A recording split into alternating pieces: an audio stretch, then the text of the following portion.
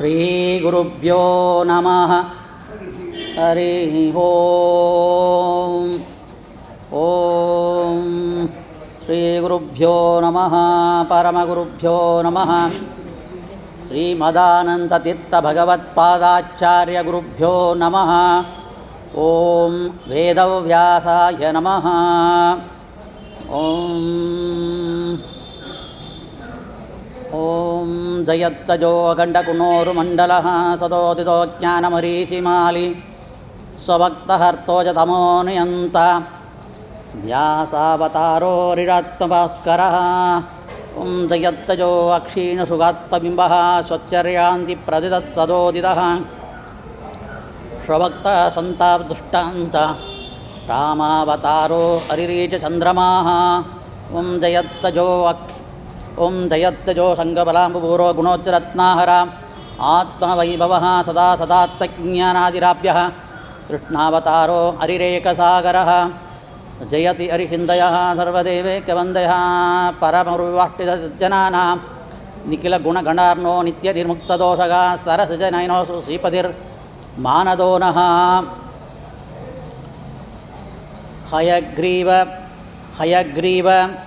ಹಯಗ್ರೀವ ಇತಿ ಯೋ ವದೇತ್ ತಸ್ಯ ನಿಸರತೆ ವಾಣಿ ಯಜ್ಞುಕನ್ಯಾ ಪ್ರವಾಹವತ್. ಕೃಷ್ಣಾಯ ವಾಸುದೇವಾಯ ಹರಯೇ ಪರಮಾತ್ಮನೇ ಪ್ರಣತಕ್ಲೇಶನಾಶಾಯ ಗೋವಿಂದಾಯ ನಮೋ ನಮಃ. ಕಲ್ಯಾಣಾದ್ಭುತಗಾತ್ರಾಯ ಕಾಮಿತಾರ್ಥಪ್ರದಾಯಿನೇ ಶ್ರೀಮದ್ವೆಂಕಟನಾಥಾಯ ಶ್ರೀನಿವಾಸಾಯ ತೇ ನಮಃ. ಬುದ್ಧಿರ್ಬಲಂ ಯಶೋಧೈರ್ಯಂ ನಿರ್ಭಯತ್ವಂ ಅರೋಗತಾ ಅಜಾಡ್ಯಂ ವಾಕ್ಪಟುತ್ವಂ ಚ ಹನುಮತ್ಸ್ಮರಣಾತ್ ಭವೇತ್. ನಮಸ್ತೆ ಪ್ರಾಣೇಶ ಪ್ರಣತ ವಿಭವಯಾಃ ವನಿ ಮಹಾಃ. ನಮಃ ಸ್ವಾಮಿನ್ ರಾಮಪ್ರಿಯತಮ ಹನುಮನ್ ಗುರುಗುಣಾ. ನಮಸ್ತುಭ್ಯಂ ಭೀಮ ಪ್ಲವದಕೃಷ್ಣೇಷ್ಟ ಭಗವನ್. ನಮಃ ಶ್ರೀಮನ್ಮಧ್ವಪ್ರೀತಸ ಸುದರ್ಶನ್ನೋ ಜಯ ಜಯ. ತಮೋ ಹನುಮನ್ನಾಮ ದ್ವಿತೀಯೋ ಭೀಮ ಏವ ಚ ಪೂರ್ಣಪ್ರಜ್ಞಾ ತೃತೀಯಸ್ತು ಭಗವತ್ಕಾರ್ಯಸಾಧಕಃ. ಭ್ರಮಂ ಭಂಗರಹಿತಂ ಅಜಡಂ ವಿಮಲಂ ಸದಾ ಆನಂದತೀರ್ಥಮಧುಲಂ ಭಜೆ ತಾಪತ್ರಯಾಪಹಂ. ದುರ್ವಾಧಿಧ್ವಾಂತರವಯೇ ವೈಷ್ಣವೇಂದೀವರೇಂದವೇ ಶ್ರೀರಾಘವೇಂದ್ರ ಗುರವೇ ನಮೋ ಅತ್ಯಂತದಯಾಳವೇ. ಪೂಜ್ಯಾಯ ರಾಘವೇಂದ್ರಾಯ ಸತ್ಯಧರ್ಮರತಾಯ ಚ ಭಜತಾಂ ಕಲ್ಪವೃಕ್ಷಾಯ ನಮತಾಂ ಕಾಮಧೇನವೇ. ಮೂಕೋಪಿ ಯತ್ಪ್ರಸಾದೇನ ಮುಕುಂದಶಯನಾಯತೆ ರಾಜರಾಜಾಯಿತೆ ರಿಕ್ತೋ ರಾಘವೇಂದ್ರಂ ತಮಾಶ್ರಯೇ. ತಪಸ್ವಾಧ್ಯಾಯ ಶುಶ್ರೂಷಾ ಕೃಷ್ಣಪೂಜಾರತಂ ಮುನಿಂ ವಿಶ್ವೇಶಂ ಇಷ್ಟದಂ ವಂದೇ ಪರಿವಿರಾಟ್ ಚಕ್ರವರ್ತಿನಂ. ಆಪಾದಮೌಲಿಪರ್ಯಂతం ಗುರುಣಾಂ ಆಕೃತಿಂ ಸ್ಮರೇತ್ ತೇನ ವಿಘ್ನಾಃ ಪ್ರಣಶ್ಯಂತಿ ಸಿದ್ಧಂ ಚಿತ ಮನೋರಥಾಃ. ಮಂಡಲಮಧ್ಯಸ್ಥಾಃ ಪೂರ್ಣಬೋಧಮದಾನುಗಾಃ ವೈಷ್ಣವಾಃ ವಿಷ್ಣುಹೃದಯಾಃ ತಾನ್ ನಮಸ್ತೆ ಗುರುನ್ ಮಮ. ಸರ್ವದೇವತಾಭ್ಯಂ ಸರ್ವಗುರುಭ್ಯಂ ಸರ್ವದಾಸವರೆಣ್ಯಂ ನಮೋ ನಮಃ. ಈ ದಿನ ದಿವ್ಯ ಸಾಯಂಕಾಲ ಈ ಕಾಲದಿಂದ ಮುಂದೆ ಬರುವ 6 ಕಾಲಗಳು, ಒಟ್ಟು 7 ದಿನಗಳು ರಾಘವೇಂದ್ರ ಗುರುಸಾರ್ವಭೌಮರು ರಚನೆ ಮಾಡಿಕೊಟ್ಟಿರುವ ಪ್ರಾತಃ ಸಂಕಲ್ಪ ಗದ್ಯ ಎಂಬ ಗದ್ಯರೂಪವಾದ ಅಮೂಲ್ಯವಾದ ಒಂದು ಗ್ರಂಥದ ಮಹಿಮೆಯನ್ನು, ಅರ್ಥವನ್ನು ಯಥಾಶಕ್ತಿ ಯಥಾಮತಿ ಪ್ರವಚನ ರೂಪದಲ್ಲಿ ಕೊಡಬೇಕು ಅಂತ ರಾಯರು ಆಜ್ಞೆಯಿಂದ ರಾಯರು ಕೊಟ್ಟಿರುವ ಈ ವಿಷಯವನ್ನೇ ರಾಯರು ಅನುಗ್ರಹದಿಂದ ಉಪನ್ಯಾಸ ರೂಪದಲ್ಲಿ ತಿಳಿಸೋಕ್ಕೆ ಹೊರಟಿದ್ದೇನೆ. ಈಗ 2 ವಾರ ಮುಂದೆ ಸರ್ವಸಮರ್ಪಣ ಗದ್ಯವನ್ನು ನೋಡಿದ್ದೇವೆ. ಅದರಲ್ಲಿ ಪರಮಾತ್ಮನ ರೂಪ ನಾಮ ಕ್ರಿಯಾ ಮತ್ತು ಪರಮಾತ್ಮನ ಗುಣಗಳು ಇಂಥ ಪರಮಾತ್ಮನಿಗೆ ನಮ್ಮ ದೇಹದಲ್ಲಿರುವ ಪರಮಾತ್ಮನ ವಿಶಿಷ್ಟವಾದ ಗುಣಗಳು ಸ್ಥಾನಗಳು, ಕರ್ಮಗಳು, ಪಾಪಕರ್ಮ, ಪುಣ್ಯಕರ್ಮ ಎರಡು ವಿಧ, ಅದನ್ನು ಸಮರ್ಪಣಾ ವಿಧಾನವನ್ನು ನೋಡಿದ್ದೀವಿ. ಇದು ಮಲಗುವಾಗ ಆಯಿತು. ಕಳೆದ ಉಪನ್ಯಾಸ ಮಲಗುವಾಗ ಏ ರೀತಿಯಲ್ಲಿ ಅನುಸಂಧಾನ ಮಾಡಿಕೊಂಡು ನಾವು ಪರಮಾತ್ಮನಲ್ಲಿ ಕರ್ಮವನ್ನು ಸಮರ್ಪಣೆ ಮಾಡಿದ್ದೇವೆ, ಮಾಡಬೇಕು ಹಾಗಂತ ನೋಡಿದ್ದೇವೆ. ಇದು ಪ್ರಾತಃ ಸಂಕಲ್ಪ ಕೃತ್ಯ. ಪ್ರಾತಃ ಕಾಲದಲ್ಲಿ ಎದ್ದ ಕೂಡಲೇ ಶಾಸ್ತ್ರವಿಹಿತವಾದ ಏನೇನು ನಾವು ಮಾಡಬೇಕೋ ಅದನ್ನು ಮಾಡಿ, ಕೈಕಾಲು ಮುಖವನ್ನು ತೊಳೆದು ಕನ್ನಡಿಯಲ್ಲಿ ವಿಶ್ವಂಬರ ಮೂರ್ತಿ ಪರಮಾತ್ಮನನ್ನು ನೋಡಿ ನಾರಾಯಣ ನಾರಾಯಣ ಅಂತೇಳಿ ಕೃಷ್ಣ ಹರೇ ಕೃಷ್ಣ ಮಂತ್ರವನ್ನು ಹೇಳಿ ರಾಮ ಕೃಷ್ಣ ನರ ಹರಿ ಗೋವಿಂದ ಅಂತ ನಾವು ಉಚ್ಚಾರಣೆ ಮಾಡಿ ಎದ್ದು ಆವಾಗ ಪರಮಾತ್ಮ ಇರುವ ಸಾಲಿಗ್ರಾಮ ರೂಪದಲ್ಲಿ ಇರುವ ಪರಮಾತ್ಮನನ್ನು ದೇವ್ರ ಕೋಣೆಗೆ ಹೊರಡೆಯಿಂದ ನೋಡಿ ಕಾಲು ತೊಳೆಯುವಾಗ ಸಂಘರ್ಷಣ ಆ ನೀರನ್ನು ಶುದ್ಧವಾದ ಗಂಗೋದಕವನ್ನು ಕೊಟ್ಟಿರುವ ಪರಮಾತ್ಮನ ರೂಪ, ಆ ರೂಪವೇ ತ್ರಿವಿಕ್ರಮ ರೂಪ. ಆ ತ್ರಿವಿಕ್ರಮ ರೂಪದಿಂದ ಪ್ರೋಕ್ಷಣೆ ಮಾಡಿಕೊಂಡು ಕಣ್ಣನ್ನು ತೊಳೆಯುವಾಗ ಕಪಿಲರು ಪರಮಾತ್ಮನನ್ನು ನೆನೆದು ಪರಮಾತ್ಮನ ಹೃತ್ಕಮಲ ನಿವಾಸವನ್ನು ನೆನೆಸ್ಕೊಂಡು ನಾವು ಸಾಲಿಗ್ರಾಮವನ್ನು ನೋಡಿ ಆಮೇಲೆ ನಾವು ಈ ಪ್ರಾತಃ ಸಂಕಲ್ಪ ಗದ್ಯವನ್ನು ಪ್ರಾರಂಭ ಮಾಡ್ಬೋದು.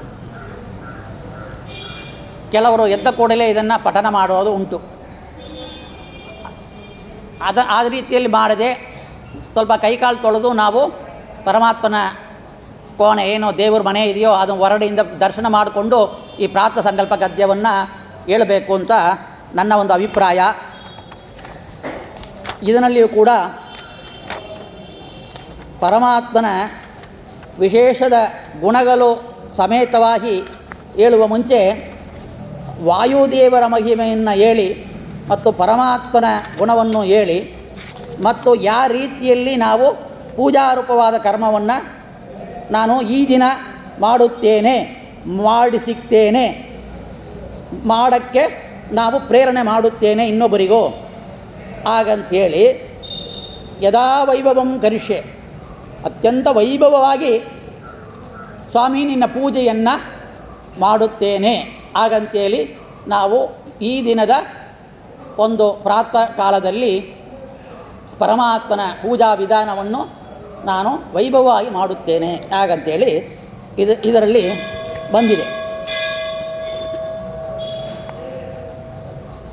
ಇಲ್ಲಿ ಪ್ರಾತಃ ಸಂಕಲ್ಪ ಗದ್ಯ, ಪ್ರಾತಃ ಕಾಲದಲ್ಲಿ ಸಂಕಲ್ಪಿತವಾದ ಗದ್ಯವಾದ ಗ್ರಂಥ ಶ್ರೀಮತ್ ರಾಘವೇಂದ್ರ ತೀರ್ಥವಿರಚಿತ ಪ್ರಾತಃ ಸಂಕಲ್ಪ ಗದ್ಯ. ಇದರಲ್ಲಿ ಈ ಅರ್ಥ ಯಾಕೆ ಪ್ರಾತಃ ಸಂಕಲ್ಪ ಗದ್ಯ ಅಂತ ಹೆಸರು ಬಂದಿದೆ ಅಂತ ನಾವು ಚಿಂತನೆ ಸ್ವಲ್ಪ ಮಾಡಿದರೆ, ಐತ್ರೇಯ ಉಪನಿಷತ್ತು ಅಂತೇಳಿ ಒಂದು ಉಪನಿಷತ್ತು, ಆಚಾರ್ಯರಿಗೆ ಮಧ್ವಾಚಾರ್ಯರಿಗೆ ಪ್ರೀತಿಕರವಾದ ಒಂದು ಉಪನಿಷತ್ತು. ಆ ಉಪನಿಷತ್ತಿನಲ್ಲಿ ಬರುವ ಒಂದು ಮಂತ್ರ, ಉಪನಿಷತ್ ಮಂತ್ರ ಈ ರೀತಿಯಲ್ಲಿ ಇದೆ. ತಂ ದೇವಾಃ ಪ್ರಾಣಯಂತ ಸಹ ಪ್ರಣೀತಃ ಪ್ರಾತಾಯತ ಪ್ರಾತಾ ಇತಿ ತತ್ ಪ್ರಾತರಭವತ್ ಹಾಗಂತೇಳಿ ಒಂದು ಉಪನಿಷತ್ ಮಂತ್ರ.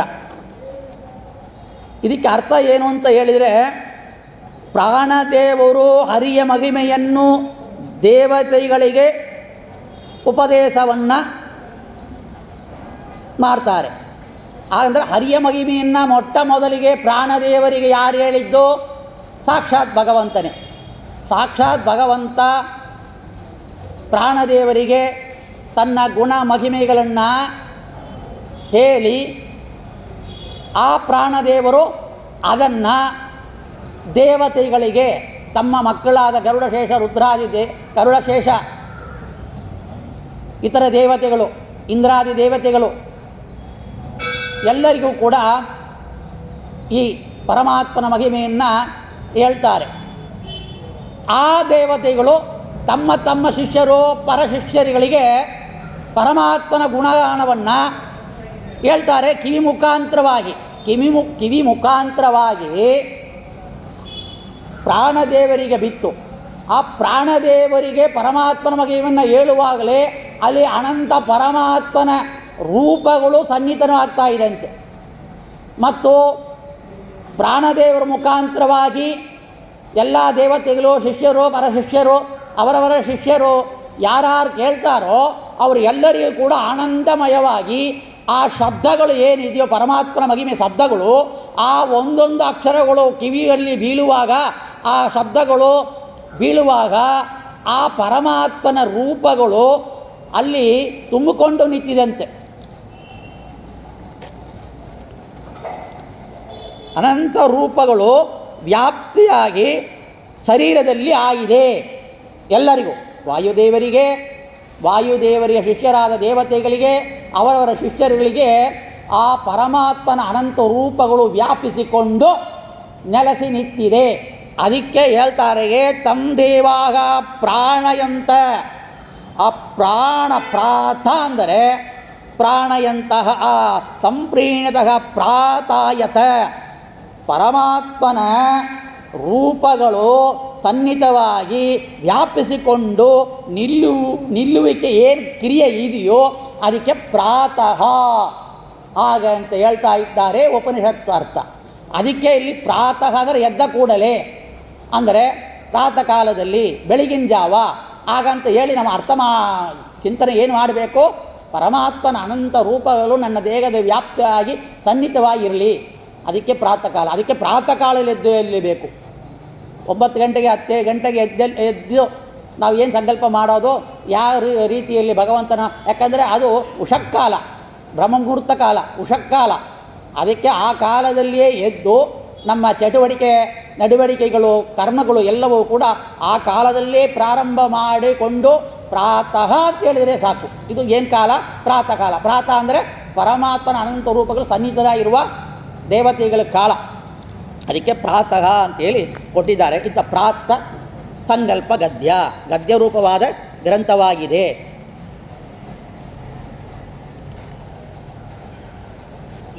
ಶ್ರೀ ರಾಘವೇಂದ್ರ ವಿರಚಿತ ಪ್ರಾತ ಸಂಕಲ್ಪ ಗದ್ಯಂ.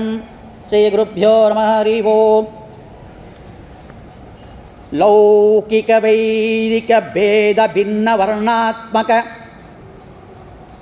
ಧ್ವನ್ಯಾತ್ಮಕ ಶೇಷ ಶಬ್ದಾರ್ಥ ಋಕಾದಿ ಸರ್ವವೇದಾರ್ಥ ವಿಷ್ಣು ಮಂತ್ರಾರ್ಥ ಪುರುಷ ಸೂಕ್ತಾರ್ಥ ಗಾಯತ್ರ್ಯರ್ಥ ವಾಸುದೇವ ದ್ವಾದಶಾಕ್ಷರ ಮಂತ್ರಾಂತರ್ಗತ ಅಷ್ಟಾಕ್ಷರಾರ್ಥ ಶ್ರೀಮನ್ನಾರಾಯಣ ಅಷ್ಟಾಕ್ಷರ ಮಂತ್ರಾರ್ಥ ವಾಸುದೇವ ದ್ವಾದಶಾಕ್ಷರ ಮಂತ್ರಾಂತರ್ಗತ ಅಂತ್ಯಚತುರಕ್ಷಾರ್ಥ ವ್ಯಾಹೃತ್ಯಾರ್ಥ ಮಾತೃಕಾ ಮಂತ್ರಾರ್ಥ ಪ್ರಣವೋಪಾಸಕಾನಾಂ.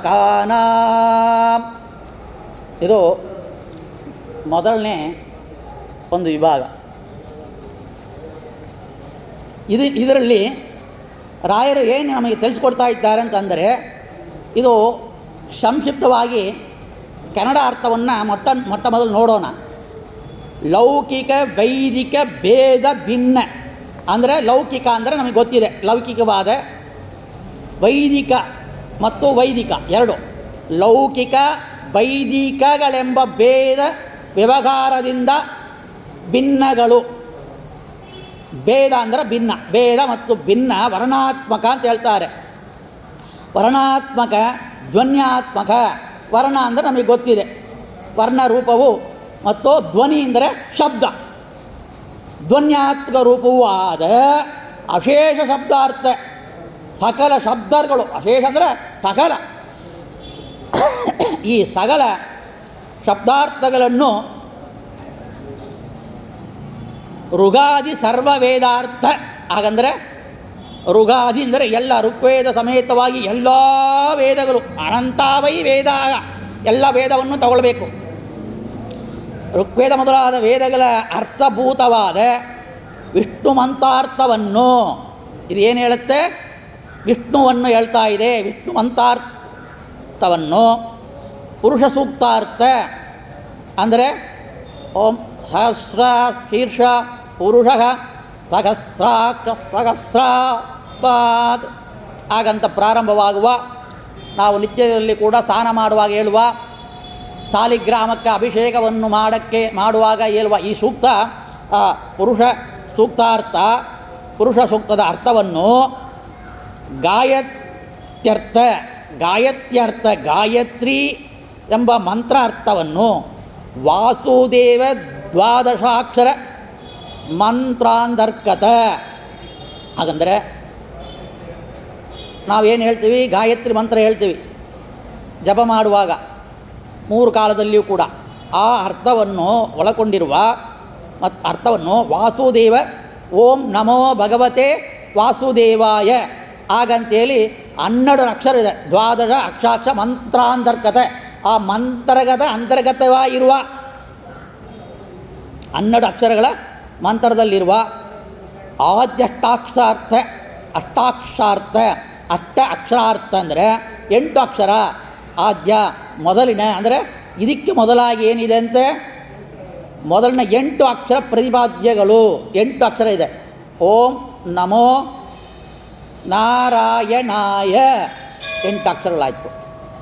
ಶ್ರೀಮನ್ನಾರಾಯಣ ಅಷ್ಟಾಕ್ಷರ ಮಂತ್ರಾರ್ಥ, ಶ್ರೇಷ್ಠ ಮಂತ್ರ ಪ್ರತಿಪಾದ್ಯಗಳು ವಾಸುದೇವ ದ್ವಾದಶಾಕ್ಷರ ಮಂತ್ರಾರ್ಥ.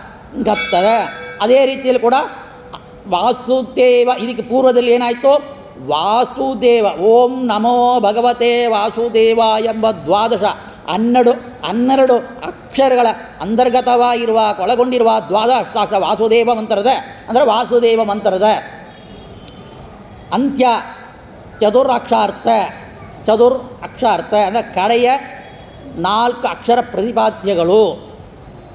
ವ್ಯಾಹೃತ್ಯಾರ್ಥ ಭೂರಾದಿ ವ್ಯಾಹೃತಿಗಳಿಂದ ಪ್ರತಿಪಾದ್ಯಗಳು ಅಂದರೆ ಮಾತೃಕಾ ಮಂತ್ರಾರ್ಥ ಅಂದರೆ ಅಕಾರಾದಿ 50 ವರ್ಣ ಪ್ರತಿಪಾದ್ಯಗಳು ಅಂದರೆ ಆ ಇ ಎಂಬ ಅಕಾರಾದಿ 50 ವರ್ಣಗಳು ಪ್ರತಿಪಾದ್ಯಗಳು ಆದ ಉತ್ಕೃಷ್ಟ ಭಗವತ್ ರೂಪಗಳನ್ನು ಪ್ರತಿಪಾದಿಸುವ ಅರ್ಥಗಳನ್ನು ಒಳಗೊಂಡ ಪ್ರಣವೋ ಉಪಾಸಕಾನಾಂ.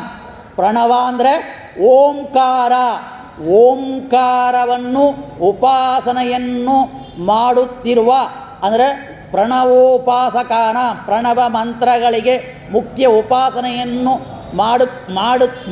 ಮಾಡುತ್ತಾ ಇರುವ ಮುಖ್ಯ ಅಧಿಕಾರಿಗಳಾದ ಪ್ರಧಾನವಾದ ಯಾರೋ ವಾಯುದೇವರೇ. ಇಲ್ಲಿ ವಾಯುದೇವರೇ ಕರೆದಿದ್ದಾರೆ. ಮುಖ್ಯ ಪ್ರಾಣ ದೇವರನ್ನು ಈ ರೀತಿಯಲ್ಲಿ ನಾವು ಚಿಂತನೆಯನ್ನು ಮಾಡಬೇಕು ಪ್ರಾತಃ ಕಾಲದಲ್ಲಿ. ನೋಡಿ, ಇದು ಸಂಕ್ಷಿಪ್ತವಾಗಿ ಒಂದು ಶ್ಲೋಕದಲ್ಲಿ ಒಂದು 5 ಲೈನಲ್ಲಿ ಹೇಳಿ ಮುಗಿಸಿದ್ದಾರೆ. ಆರೋಹಣ ಅವರೋಹಣ ಕ್ರಮದಲ್ಲಿ, ಆರೋಹಣ ಕ್ರಮದಲ್ಲಿ ನಾವು ತಗೊಳ್ಬೇಕು. ಯಾಕಂದರೆ ಎಲ್ಲಿಂದ ಯಾವ ಅಕ್ಷರದ ಬಂತು ಹಾಗಂತ ನೋಡುವಾಗ ಸರ್ವ ಶಬ್ದಗಳು ಆಗಲಿ, ಸರ್ವ ವೇದಗಳು ಆಗಲಿ, ಇದು ಎಲ್ಲವೂ ಕೂಡ ಓಂಕಾರದಿಂದ ಬಂದಿರೋದು. ಹಾಗಂತ ಎಲ್ಲರಿಗೂ ಗೊತ್ತು. ವೇದವೂ ಹೇಳ್ತಾ ಇದೆ ಓಂಕಾರದ ಮಹಿಮೆಯನ್ನು. ಈ ಓಂ ಎಂಬ ಒಂದು ಅಕ್ಷರದಿಂದವೇ ಇಷ್ಟೆಲ್ಲ ಹೊರಟಿದೆ.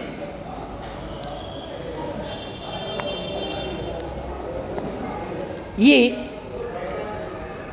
ಓಂಕಾರದಿಂದ ಬಂದಿರುವ ಏನೇನು ನಾವು ಈ ಮಂತ್ರಗಳೆಲ್ಲ ಹೇಳ್ತಾ ಇದ್ದೀವಿಲ್ಲ, ಈ ಮಂತ್ರಗಳು ಓಂಕಾರದಿಂದ ಯಾಗ ಒಂದು ಅಕ್ಷರದಿಂದ ಹೊರಡಕ್ಕೆ ಸಾಧ್ಯ. ಹಾಗಂತ ಹೇಳಿ ನಾವು ನೋಡುವಾಗ ಆಚಾರ್ಯರು ರಚನೆ ಮಾಡಿಕೊಟ್ಟಿರುವ ಗ್ರಂಥವಾಗಿರುವ ತಂತ್ರಸಾರ ಎಂಬ ದಿವ್ಯ ಗ್ರಂಥದಲ್ಲಿ ಈ ಓಂಕಾರದ ಮಹಿಮೆಯನ್ನು ಹೇಳಿದ್ದಾರೆ. ಅಲ್ಲಿ ಪ್ರಣವದ ಅಕ್ಷರದ ಸಂಖ್ಯೆ ಬಗ್ಗೆ ನಿರೂಪಣೆಯನ್ನು ಮಾಡ್ತಾ ಇದ್ದಾರೆ. ಏನು ಅಂತ? ಅಗಮೇಕೋ ಅಖಿಲ ಗುಣೋ ವಾಚಕ. ಅಗಮೇಕೋ ಅಖಿಲ ಗುಣ ವಾಚಕ. ಅಹಂ ಅಂದರೆ ಪರಮಾತ್ಮ ಹೇಳ್ತಾ ಇರೋದು. ಅಹಂ ನಾನು ಎಲ್ಲ ಗುಣ, ಅಖಿಲ ಗುಣ, ಎಲ್ಲ ಗುಣಗಳಿಂದಲೂ ಕೂಡ, ಅಂದರೆ ಏಕೋ ಅಂದರೆ ಓಂಕಾರ. ಅಲ್ಲಿ ಓಂಕಾರಕ್ಕೆ ಅರ್ಥ ಪೂರ್ಣ, ಪೂರ್ಣನಾದವನು ನಾನೊಬ್ಬನೇ. ಅಹಮೇಕ, ನಾನು ಒಬ್ಬನೇ ಓಂಕಾರದಿಂದ ಅಂದರೆ ಪೂರ್ಣವಾಗಿರುವವನು. ಪ್ರಣವೋ ಮಮ, ಮಮ ಮಮ ನನ್ನದು ಪ್ರಣವೋ, ನಾನು ಪ್ರಣವದಿಂದ ವಾಚ್ಯನಾಗಿದ್ದಾನೆ. ಅಂದರೆ ಅಖಿಲ ಕಲ್ಯಾಣ ಗುಣ ಪರಿಪೂರ್ಣಕ್ಕೆ ನಾನೇ ವಾಚಕ. ಅಕಾರಾದ್ಯತಿ ಶಾಂತಾಂತ ಸೋ ಅಯಮವ ಅಷ್ಟಾಕ್ಷರೋ ಮತಃ. ಅಯಮ ಅಷ್ಟಾಕ್ಷರೋ ಮತಃ. ಅರ್ಥ ಆಯ್ತಾ? ನನಗೆ ವಾಚಕವಾದ ಮಂತ್ರ ಪ್ರಣವ ಹೇಳಿದ್ದಾಯ್ತು. ಆ ಅಷ್ಟಾಕ್ಷರೋ ಮತಃ ಅಂದರೆ ಅಷ್ಟಾಕ್ಷರ ಇದೆ ಅದರಲ್ಲಿ, ಹಾಗಂತ ಹೇಳ್ತಾ ಇದೆ ತಂತ್ರಸಾರ.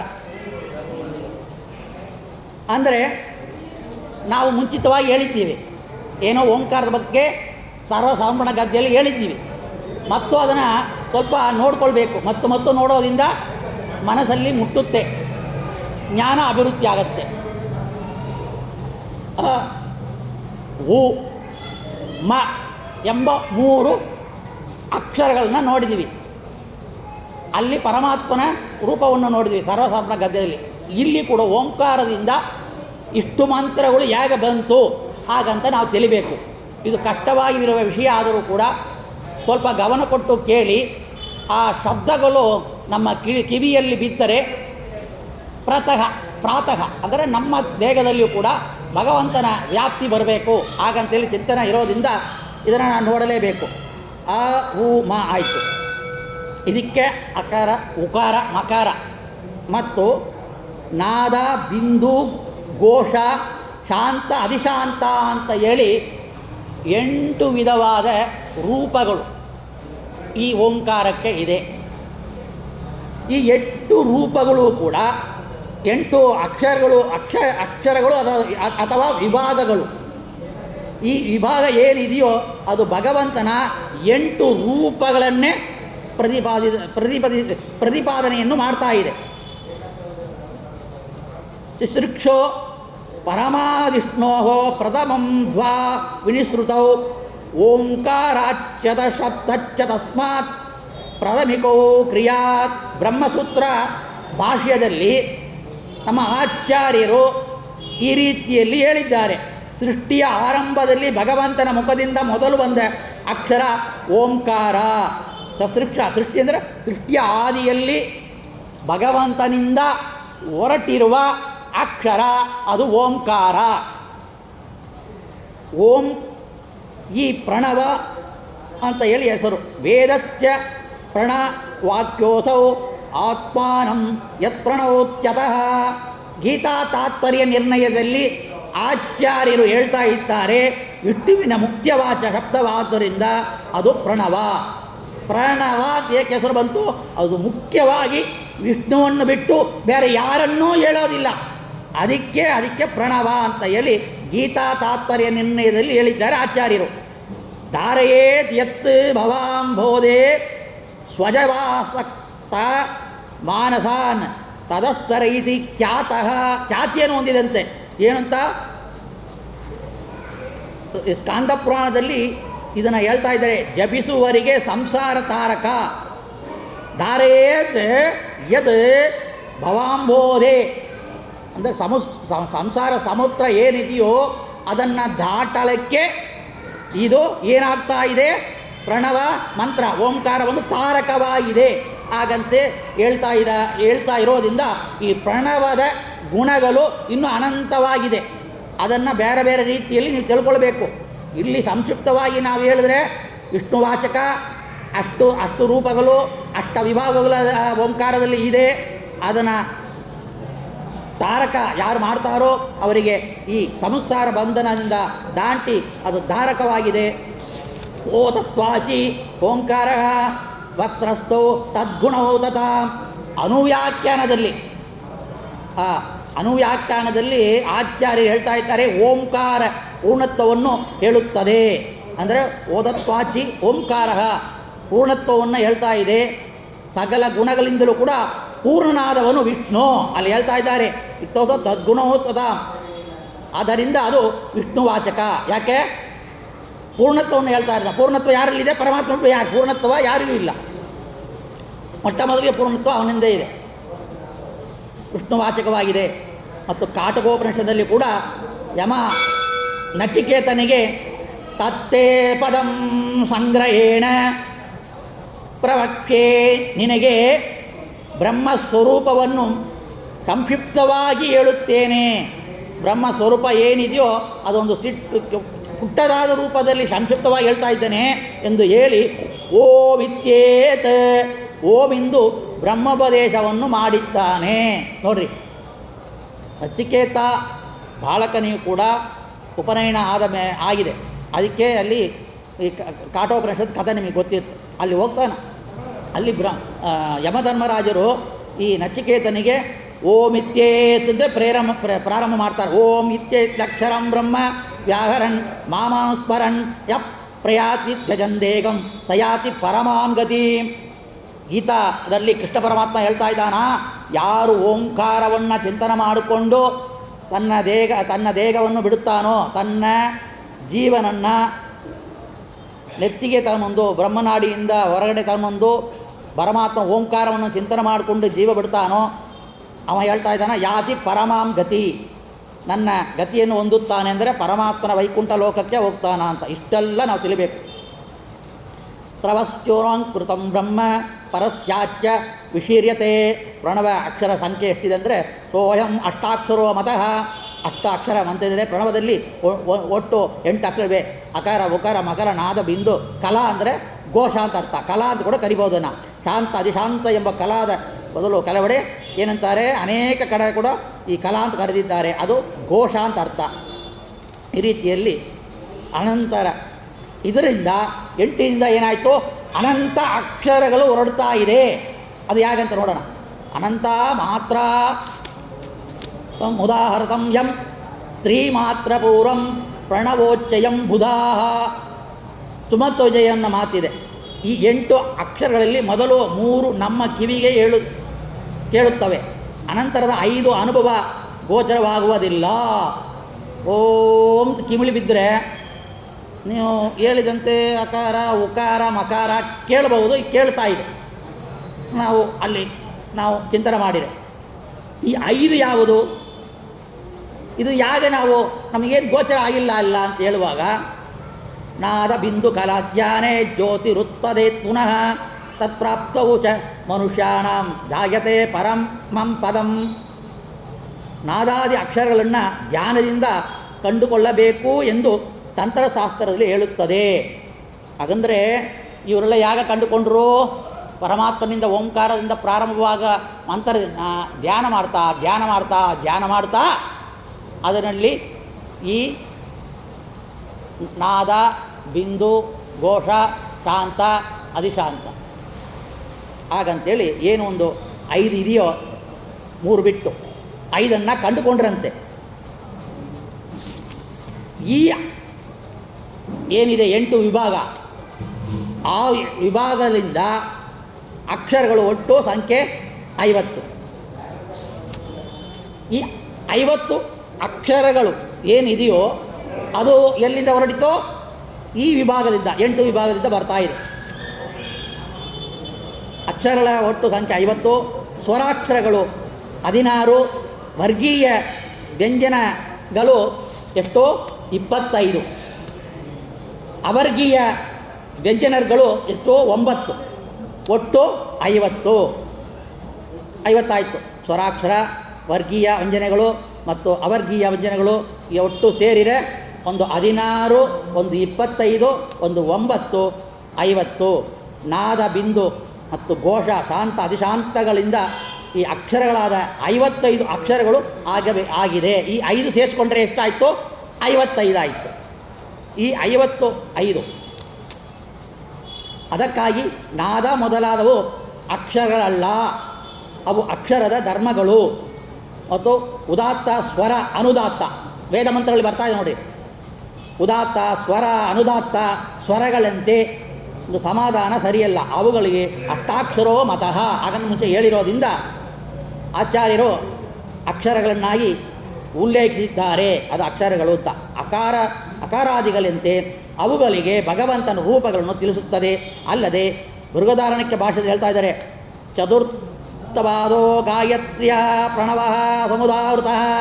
ಗಾಯತ್ರಿಯ 4ನೆಯ ಪಾದ ಪ್ರಣವ. ಇಲ್ಲಿ ಗಾಯತ್ರಿ ಬಂತು. ಒಂದು ಪಾದದಲ್ಲಿ 8 ಅಕ್ಷರಗಳಿದೆ. ಪ್ರಣವದಲ್ಲಿ 8 ಅಕ್ಷರಗಳಿದ್ದರೆ ಮಾತ್ರ ಅದು ಗಾಯತ್ರಿಯ ಪಾದ. ಆದ್ದರಿಂದಲೂ ಪ್ರಣವದಲ್ಲಿರುವ ಈ ನಾದಾದಿಗಳು ಅಕ್ಷರಗಳೇ ಆಗಿವೆ ಎಂಬುದು ತಿಳಿಯುತ್ತದೆ. ಈ ಕರ್ಮರಣ್ಣಯ ಟೀಕಾದಲ್ಲಿ ಕೂಡ ನಾದೋ ನಾಮವರ್ಣಗ ಮಂತ್ರಶಾಸ್ತ್ರೇ ಪ್ರಸಿದ್ಧ ಎಂದು ಸ್ಪಷ್ಟವಾಗಿ ಹೇಳಲಾಗಿದೆ. ಹಾಗಾದರೆ ಒಟ್ಟು 55ರ ಬದಲು 50 ಅಕ್ಷರಗಳು ಇವೆ. ಹೇಗೆ ಇದಕ್ಕೆ ಹೀಗೆ ಸಮಾಧಾನ ಮಾಡಿಕೊಳ್ತಾ ಇದ್ದಾರೆ. ಮುಂದೆ ಆಚಾರ್ಯರು ಪ್ರಣವದಿಂದ ವ್ಯಕ್ತವಾದ ಅಕ್ಷರಗಳನ್ನು ಹೇಳುತ್ತಾರೆ. ಏನು ಅಂತ ಹೇಳ್ತಾ ಇದ್ದಾರೆ? ಅವುಗಳ ಸಂಖ್ಯೆ ಒಟ್ಟು 50. ನಾದ ಘೋಷಾದಿಗಳ ಅಕ್ಷರಗಳನ್ನು ಅದರೂಪವ ಪ್ರಣವದಿಂದ ವ್ಯಕ್ತಗೊಂಡ ಅಕ್ಷರಗಳಲ್ಲ ಅಂತ ಹೇಳಬಾರದು. ಅದರಿಂದ 50 ಅಕ್ಷರಗಳಷ್ಟೇ ಪ್ರಸಿದ್ಧವಾಗಿದೆ. ಹಾಗಂತೇಳಿ ಹೇಳ್ತಾ ಇದ್ದಾರೆ. ವಿಶ್ವತ್ತೇಜಸ್ ತಪಸ್ಪ್ರಾಜ್ಞಾ ತುರ್ಯಾತ್ಮಾಂತರಾತ್ಮನ ಪರಮಾತ್ಮ ಜ್ಞಾನಾತ್ಮ ಮಂತ್ರರೂಪಾನಂಶವಾಚಕ. ಒಟ್ಟು ಅಕ್ಷರಗಳು ಓಂಕಾರದ ವಿಶ್ವ, ತೇಜಸ, ಪ್ರಾಜ್ಞಾ, ತುರ್ಯ, ಆತ್ಮ, ಅಂತರಾತ್ಮ, ಪರಮಾತ್ಮ, ಜ್ಞಾನಾತ್ಮ ಎಂಬ ಭಾಗವು ಕೂಡ 8 ರೂಪಗಳನ್ನು ಹೇಳುತ್ತದೆ. ಈಗ ನೋಡಿ ಏನಾಯಿತು? ಒಂದು ಅಕ್ಷರ, ಅದರಲ್ಲಿ 8 ವಿಭಾಗ, ಭಗವಂತನ 8 ಮೂರ್ತಿಗಳು.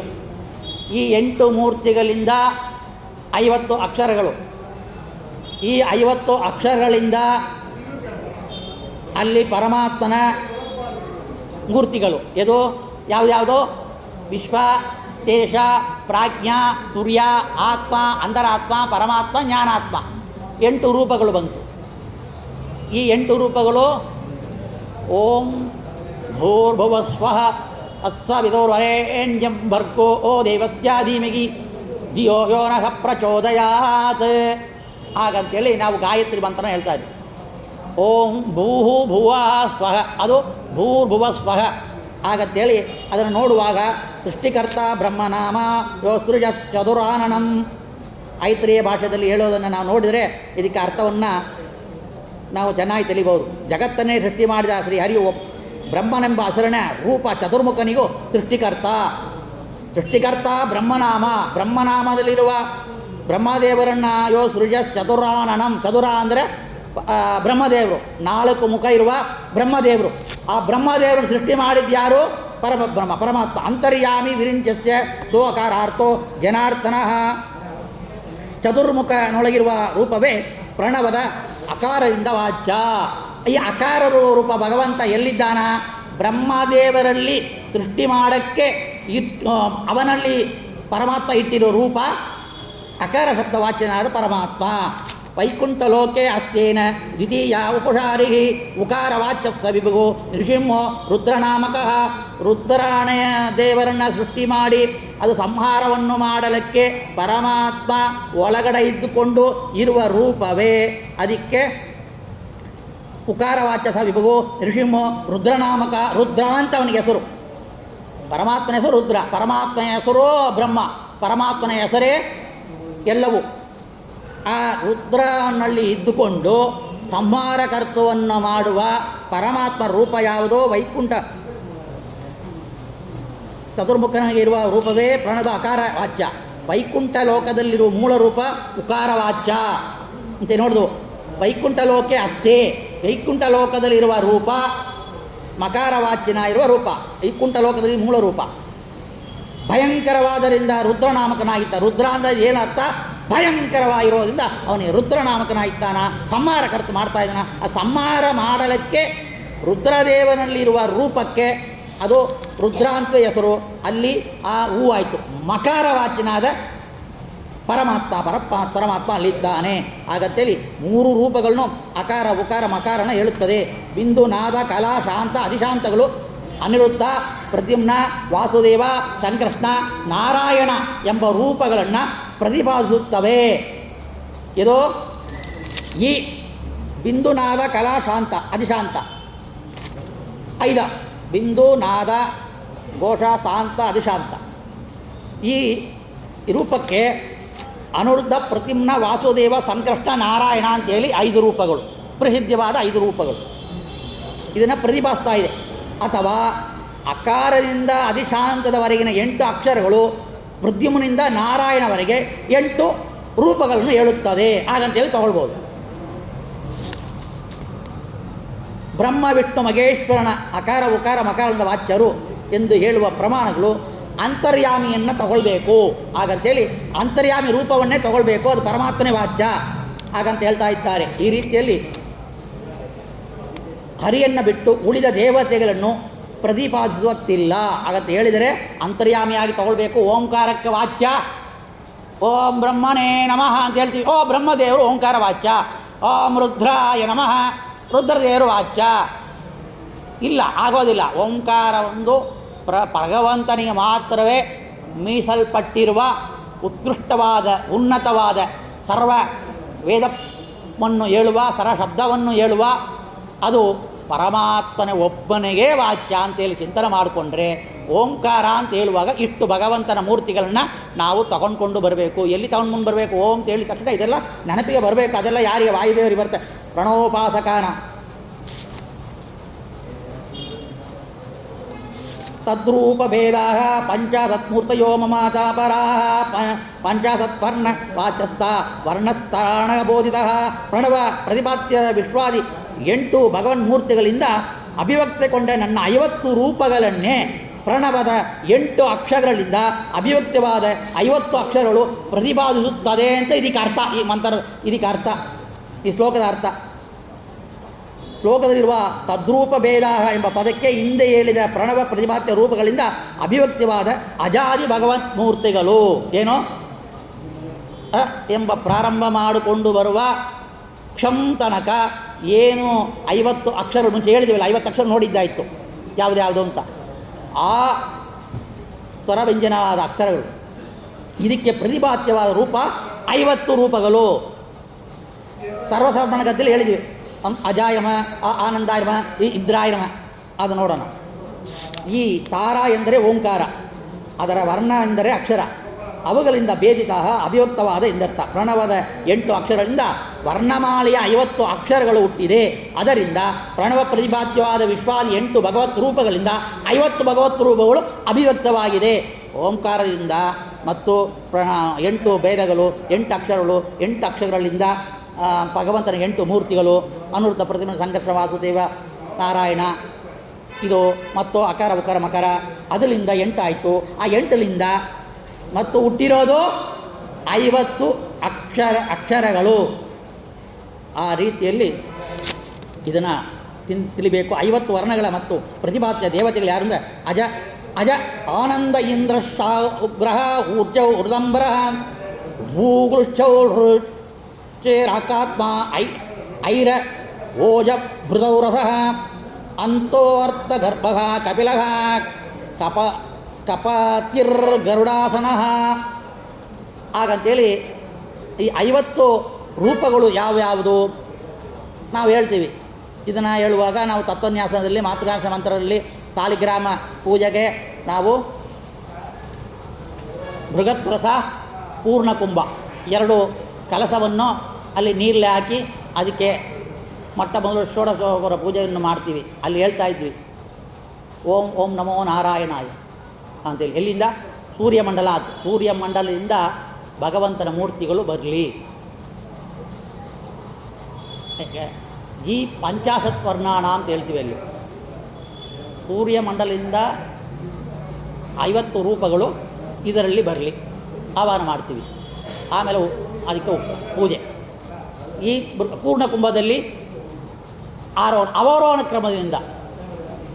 ಕ್ರಮದಿಂದ ಅಜಾದಿ ತನಕ ಈ ಬೃಹತ್ ಕಲಸದಲ್ಲಿ ಸನ್ನಿಹಿತ ಓಂ ನಮೋ ಓಂ ನಾರಾಯಣ ಭಗವನ ಗಚ್ಚ ಭಗವಂತಂ ಸಶ್ರೀಕಂ ಸಬರಂ ಲಕ್ಷ್ಮೀನಾರಾಯಣಂ ಕಲಸ ಮಧ್ಯೆ ಸೂರ್ಯಮಂಡಲ ತಾವಾಗಯಾಮಿ ಅಂತೇಳಿ ಅಜಾದಿ ರೂಪದಿಂದ ಕಟ್ತೀವಿ. ಒಟ್ಟು ಎಷ್ಟಾಯಿತೋ 50 ರೂಪಗಳು. ಈ 50 ರೂಪಗಳನ್ನು ನಾಮವನ್ನು ನಾವು ನಿತ್ಯ ಹೇಳೋದಿಲ್ಲ, ಅಜಾದಿ ಅಂತ ಹೇಳ್ಬಿಡ್ತೀವಿ. ಆದರೆ ಅಜಾದಿ ಯಾವ ರೂಪಗಳು? ಅ ಎಂಬ ಪ್ರಥಮಾಕ್ಷರ ಒಂದನೇ ಭಾಗ ಅಜಾಯ ನಮಃ ಅಂತ ಹೇಳ್ತೀವಿ. ಅಜಾಹ. ಆ ಅಂದರೆ ಆನಂದಾಯ ನಮಃ ಅಂತ ಹೇಳ್ತೀವಿ. ಆನಂದ. ಈ ಇಂದ್ರಃ, ಈ ಈಶಃ, ಉ ಉಗ್ರಃ, ಉ ಊರ್ಜಃ, ಋದಂಬರಃ, ಋ ಋಗಃ, ಋ ಋಷಃ, ಋ ಋಜಃ, ಏ ಏಕಾತ್ಮಃ, ಐ ಐರಃ, ಓಜಭೃತ, ಔ ಔರಸಃ, ಅಂತಃ, ಅಹ ಅರ್ಧಗರ್ಭಃ, ಈ ಅಜಗ ಆನಂದ ಇಂದ್ರ ಈಶ ಉಗ್ರ ಊರ್ಜ ಋತಂಬರ ಋಗ ಋಷ ಋಜ ಏಕಾತ್ಮ ಐರ ಓಜಭೃತ ಔರಸ ಅಂತ ಈ ಅರ್ಧಗರ್ಭ ಇದು ಎಂಬ ಪ್ರಥಮ ಪಾದದಿಂದ ಬಂದಿರುವ 16 ರೂಪಗಳು ಹೇಳ್ತಾ ಇದ್ದೀನಿ. ಹೂ ಹೇಳಿದ್ವಿ, ಆ ಆಯಿತು. ಆದ ಮೇಲೆ ಹೂ ಎರಡನೇ ವಿಭಾಗ. ಇದು ಏನಾಯಿತು? ಕ ಕ ಗ ಗ ಞ. ಕ ಕಪಿಲ, ಕಪ್ ಕ ಕ ಕಪತಿ, ಗ ಗರುಡಾಸನ, ಗ ಘರ್ಮಃ, ಕ ಕ ಗ ಗ ಞ ಞರ ನಸರ ಅಸಾರಹ ನಸಾರಹ ಅಂತ. ಈ ಕಪಿಲ, ಗಪತಿ, ಗರುಡಾಸನ, ಘರ್ಮ, ನಸಾರ ಇದು ಎಷ್ಟಾಯಿತು? 5 ರೂಪಗಳಾಯಿತು. ಒಂದು 16, ಒಂದು 5. ಈ ನಾಮವನ್ನು ಕೇಳೋದೇ ಎಷ್ಟು? ನಾರಾಯಣ, ಗೋವಿಂದ, ಹರಿ, ವಾಸುದೇವ, ಇದು ಎಲ್ಲ ಕಿಮಿಳಿ ಬೀಳ್ತಾ ಇದೆ. ಓಂ ವಿಶ್ವಂ ವಿಶ್ವಂ ಷಟ್ಕಾರೋ ಭೂತ ಭವ್ಯ ಭವತ್ಪ್ರಭೋ ಭೂತ ಗುರುದ್ಭೂತ ಭೃತ್ಭಾವೋ ಭೂತಾತ್ಮ ಭೂತಭಾವನಃ. ಇದನ್ನು 1000 ಭಗವಂತನ ಮೂರ್ತಿಗಳು, ಭಗವಂತನ ನಾಮಗಳನ್ನು ಕೇಳ್ತಾ ಇರ್ತೀವಿ. ಅದರಲ್ಲಿಯೂ ಕೆಲವು ಬಂದಿದೆ ಇದರಲ್ಲಿ. ಆದರೆ ನಾವು ಪೂಜಾ ಕಾಲದಲ್ಲಿಯೂ ನಾವು ಚಿಂತನೆ ಮಾಡುವಾಗ, ತತ್ವನ್ಯಾಸ ಮಾತೃನ್ಯಾಸ ಮಾಡೋ ಕಾಲಕ್ಕೆ ಅಕ್ಷರಗಳನ್ನು ನಾವು ಚಿಂತನೆ ಮಾಡುವಾಗ ಈ ರೂಪಗಳ ಚಿಂತನೆ ಬರಲಿ ಅಂತ ನಾನು ಹೇಳ್ತಾ ಇದ್ದೀನಿ, ಪುಣ್ಯಕ್ಕಾಗಿ. ಮೂರನೇ ವಿಭಾಗ ಚ ಚ ಜ ಜ ನ. ನೋಡಿ, ನಾವು ತಮಿಳು ಓದಿದ್ದೀವಿ, ತಮಿಳ್ನಾಡವರು. ಚ ಒಂದೇ ಅಕ್ಷರ, ಏನು ಪದ ಇದೆಯೋ ಆ ಶಬ್ದವನ್ನು ಇಟ್ಕೊಂಡು ಜ ಅಂತೀವಿ, ಜ ಅಂತೀವಿ. ಒಂದೇ ಅಕ್ಷರ ಅಲ್ಲಿ. ಇದೇ ಸಂಸ್ಕೃತ. ಅದನ್ನು ಹಿಡ್ಕೊಂಡು ಬಂದಿರೋದೇ ತೆಲುಗು, ಕನ್ನಡ ಇತ್ಯಾದಿಗಳು, ಹಿಂದಿ ಎಲ್ಲವೂ. ಇಷ್ಟು ಅಕ್ಷರ ತಮಿಳಲ್ಲಿ ಇಲ್ಲ, ಇದೆ ಒಂದೇ ಅಕ್ಷರ. ಟ ಅಂದರೆ ಟ. ಅದು ಡ ಅನ್ನುವಾಗ ನಾವು ಶಬ್ದ ಎಲ್ಲಿ ಬರುತ್ತೋ ಆ ರೀತಿಯಲ್ಲಿ ನಾವು ಉಚ್ಚಾರ ಮಾಡ್ತೀವಿ. ಆದರೆ ಇಲ್ಲಿ ಚ ಜ ಜ ಜ ನ. ಚಾರ್ವಾಂಗ, ಚ ಬಂದು ಚಾರ್ವಾಂಗ, ಚ ಚಂದೋಗಮ್ಯ, ಜ ಜನಾರ್ದನ, ಜ ಜಡಿದಾರಿ, ಜಡಿದಾರಿ, ಚ ಜ ಜ ಞ ಞಮ ಞಮಾಯ ನಮಃ ಅಂತ ಹೇಳ್ತೀವಿ. ಞಮ ಎಷ್ಟಾಯಿತು? ಮೂರನೇದಲ್ಲಿ ಮತ್ತು 5 ರೂಪಗಳು, ಮತ್ತು ಇನ್ನೊಂದು 5 ರೂಪಗಳು ನಾದ. ಈ ನಾದದಲ್ಲಿ ಏನಿದೆ ಅಂದರೆ ಟ ಟ ಢ ಢ ಣ, ಟ ಟಂಕಿ, ಟ ತಳಕ, ಟ ಡರಕಯ ನಮಃ, ಢ ಡರಿ, ನ ನಾತ್ಮ, ನಾತ್ಮ ನಾತ್ಮನೇ ನಮಃ, ನಾತ್ಮನೇ ನಮಃ ಅಂತ ನಾವು ಹೇಳ್ತೀವಿ. ಇಟ್ಟು ಒಟ್ಟು 5 ರೂಪಗಳು. ಇದು ನಾದದಲ್ಲಿ. ಬಿಂದು, ಬಿಂದುದಲ್ಲಿ 5 ರೂಪಗಳು. ತ ತ ದ ದ ನ. ತ ತಾರಕ, ತ ದಬ, ದ ದಂಡಿ, ದ ಧನ್ವಿ, ನ ನಮ್ಯಃ, ನಮ್ಯ. ಒಟ್ಟು 5 ರೂಪಗಳು. ಆ ಉ ಮ, ನಾದ, ಬಿಂದು, ಘೋಷ ಅಥವಾ ಕಲ, ಇದರಲ್ಲಿ 5 ರೂಪಗಳಿದೆ. 50 ಅಕ್ಷರಗಳನ್ನು ನೋಡ್ತಾ ಇದ್ದೀವಿ. ಇದರಲ್ಲಿ ಘೋಷಕ್ಕೆ ಪ ಪ ಪ ಪ ಪ ಫ ಭ ಭ ಮ. ಏನಾಯಿತು? ಪ ಪರಹ, ಪ ಫಲಿ, ಬ ಬಲಿ, ಭ ಭ ಮ ಮನು, ಮನುಹು. ಇದು 5 ಭಗವಂತನ ಮೂರ್ತಿಗಳು. ಇದನ್ನು ಕೇಳೋದೇ ದೊಡ್ಡ ಪುಣ್ಯ.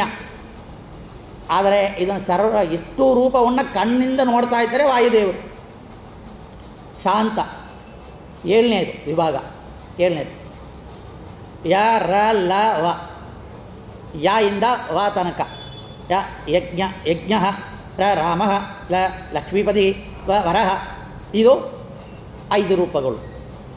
ಅತಿಶಾಂತ ಅಂತ ಇಲ್ಲಲ್ವ, ಅದರಲ್ಲಿ ಬರುವ ವಿಷಯ ಸ ಶ ಸ ಹ ಲ. ಸ ಶಾಂತವಿತ್, ಸ ಷಡ್ಗುಣ, ಸ ಸರಾತ್ಮ, ಹ ಅಂಸಃ, ಲ ಲಾಳುಕಃ, ಲಾಳುಕಾಯ ನಮಃ ಅಂತ ಹೇಳ್ತೀವಿ. ಈ ರೀತಿಯಲ್ಲಿ ಭಗವಂತನ ಮೂರ್ತಿಗಳು ಎಷ್ಟಾಯಿತು? 8 × 50. ಮೊಟ್ಟ ಮೊದಲಿಗೆ ಅಕಾರದಿಂದ 16, ಉಕಾರದಿಂದ 5, ಮಕಾರದಿಂದ 5, ನಾದದಿಂದ 5, ಬಿಂದಿಂದ 5 ಮತ್ತು ಘೋಷದಿಂದ 5 ರೂಪಗಳು, ಶಾಂತದಿಂದ 5 ರೂಪಗಳು, ಅಧಿಶಾಂತದಿಂದ 5 ರೂಪಗಳು, ಒಟ್ಟು 50 ಅಕ್ಷರಗಳು ಎಲ್ಲಿಂದ ಹೊರಟಿತು? ಈ 8 ವಿಭಾಗದಿಂದ, ಅಂದರೆ ಓಂಕಾರದಿಂದ ಹೊರಟಿತು ಅಂತ ಅರ್ಥವಾಯಿತು. ಪರಮಾತ್ಮನ ಒಂದೊಂದು ನಾಮಕ್ಕೂ ಕೂಡ ಹಲವಾರು ಅರ್ಥಗಳಿದೆ. ಅದು ಒಂದೊಂದು ರೂಪಗಳು ಏನಿದೆಯೋ, ಅಜಾಯ ನಮಃ, ಆನಂದಾಯ ನಮಃ, ಏನು ಅರ್ಥ ಅಂತ ನಾವು ತಿಳಿಬೇಕಾದ ಕೆಲವು ಅರ್ಥ ಆಗತ್ತೆ. ಅಜಗ ಅಂದರೆ ಜ ಅಂದರೆ ಹುಟ್ಟೋದು, ಆ ಅಂದರೆ ಇಲ್ಲ, ಅಜಗ ಹುಟ್ಟಿಲ್ಲದವನು ಅಂತ ಗೊತ್ತಾಗತ್ತೆ. ಆನಂದ ಅಂದರೆ ಆನಂದಮಯವಾಗಿರುವವನು ಗೊತ್ತಾಗುತ್ತೆ. ಅದಕ್ಕೆ ಕೆಲವು ನಾಮಗಳು ಅರ್ಥ ನಮಗೆ ಗೊತ್ತಿಲ್ಲ. ಅದಕ್ಕೆ ಬಿದರಳ್ಳಿ ವೆಂಕಟಪತ್ಯಾಚಾರ್ಯರು ಈ ನಾಮಗಳ ಅರ್ಥವನ್ನು ಹೇಳ್ತಾ ಇದ್ದಾರೆ. ಅದನ್ನು ನಾವು ಸ್ವಲ್ಪ ಸುಮಾರಾಗಿ ತಿಳಿಯೋಣ. ಆಯಿತು, ಆನಂದ ಆಯಿತು. ಇಂದ್ರ ಅಂದರೆ ಪರಮೈಶ್ವರ್ಯದಿಂದ ಉತ್ತಮ ಸಾಮರ್ಥ್ಯ ಉಳ್ಳವ ಪರಮೈಶ್ವರ್ಯ. ಈ ಇಂದ್ರ ಏನಿದ್ದಾನೋ, ಪುರಂದರ ಎಂಬ ಇಂದ್ರಲೋಕದಲ್ಲಿ ಲೋಕಾಧಿಪತಿಯನ್ನು ವಹಿಸಿಕೊಂಡು ಇಂದ್ರಲೋಕಕ್ಕೆ ಅಧಿಪತಿ, ಅವ ಪರಮೈಶ್ವರ್ಯ ಸಂಪನ್ನ ಇಲ್ಲ. ಅವನ ಐಶ್ವರ್ಯ ಲೆಕ್ಕ ಮಾಡ್ಬೋದು, ಆದರೆ ಪರಮಾತ್ಮನ ಸರ್ವೈಶ್ವರ್ಯ ಸಂಪನ್ನ ಇಂದ್ರ. ಈಶಗ ಅಂದರೆ ಈಶದ ಸ್ವಾಮಿ, ಒಡೆಯ. ಮಮ ಸ್ವಾಮಿ ಹರೇಂತ ಸರ್ವಶ ಪದಿ, ಎಲ್ಲರಿಗೂ ಕೂಡ ಒಡೆಯ. ಅಂದರೆ ಈಶ ಲಕ್ಷ್ಮೀಗೆ ಪದಿಯಿಂದ, ಲಕ್ಷ್ಮೀ ಪದಿಯಿಂದ ಎಲ್ಲರಿಗೂ ಪದಿ. ಉಗ್ರಹ ರುದ್ರಂ ಗ್ರಹಸತಿಥಿ ಉಗ್ರಹ, ರುದ್ರ ಸಂಹಾರಕ. ರುದ್ರದೇವರನ್ನೇ ಸಂಹಾರ ಮಾಡುವ, ರುದ್ರದೇವರನ್ನೇ ಸಂಹಾರ ಮಾಡೋದ್ರಿಂದ ಉಗ್ರಹ. ಊರ್ಜಗ ಊರ್ಜ ಬಲಪ್ರದ, ಪ್ರಾಣನಯೋ ಇತಿ ಧಾತೋ ಊರ್ಜಗ ಬಲಚೇಷ್ಟಾವಾನ್, ಶಕ್ತಿ ಮತ್ತು ಕ್ರಿಯಾಪೂರ್ಣ, ಶಕ್ತಿ ಮತ್ತು ಕ್ರಿಯಾಪೂರ್ಣ ಕೊಂಡಿರುವವನು. ಋದಂಬರ ಅಂದರೆ ಋದಂ, ಸತ್ಯಂ ಜಗತ್ ಬಿಭರ್ತಿ ಇತಿ ಋದಂಬರ. ಸತ್ಯವಾದ ಜಗತ್ತನ್ನು ಧಾರಣೆಯನ್ನು ಮಾಡಿರೋದ್ರಿಂದ ಅವ ಜಗದ್ಧಾರಕ ಋದಂಬರ. ಋಘ ರೂಘ ರೂ ಆಯಿತು. ರೂಂ ಅಂದರೆ ಧನುಂಘಾರಯತಿ, ಅಂತಃ ಕ್ಲೇಶಯತಿ ರೂಘ.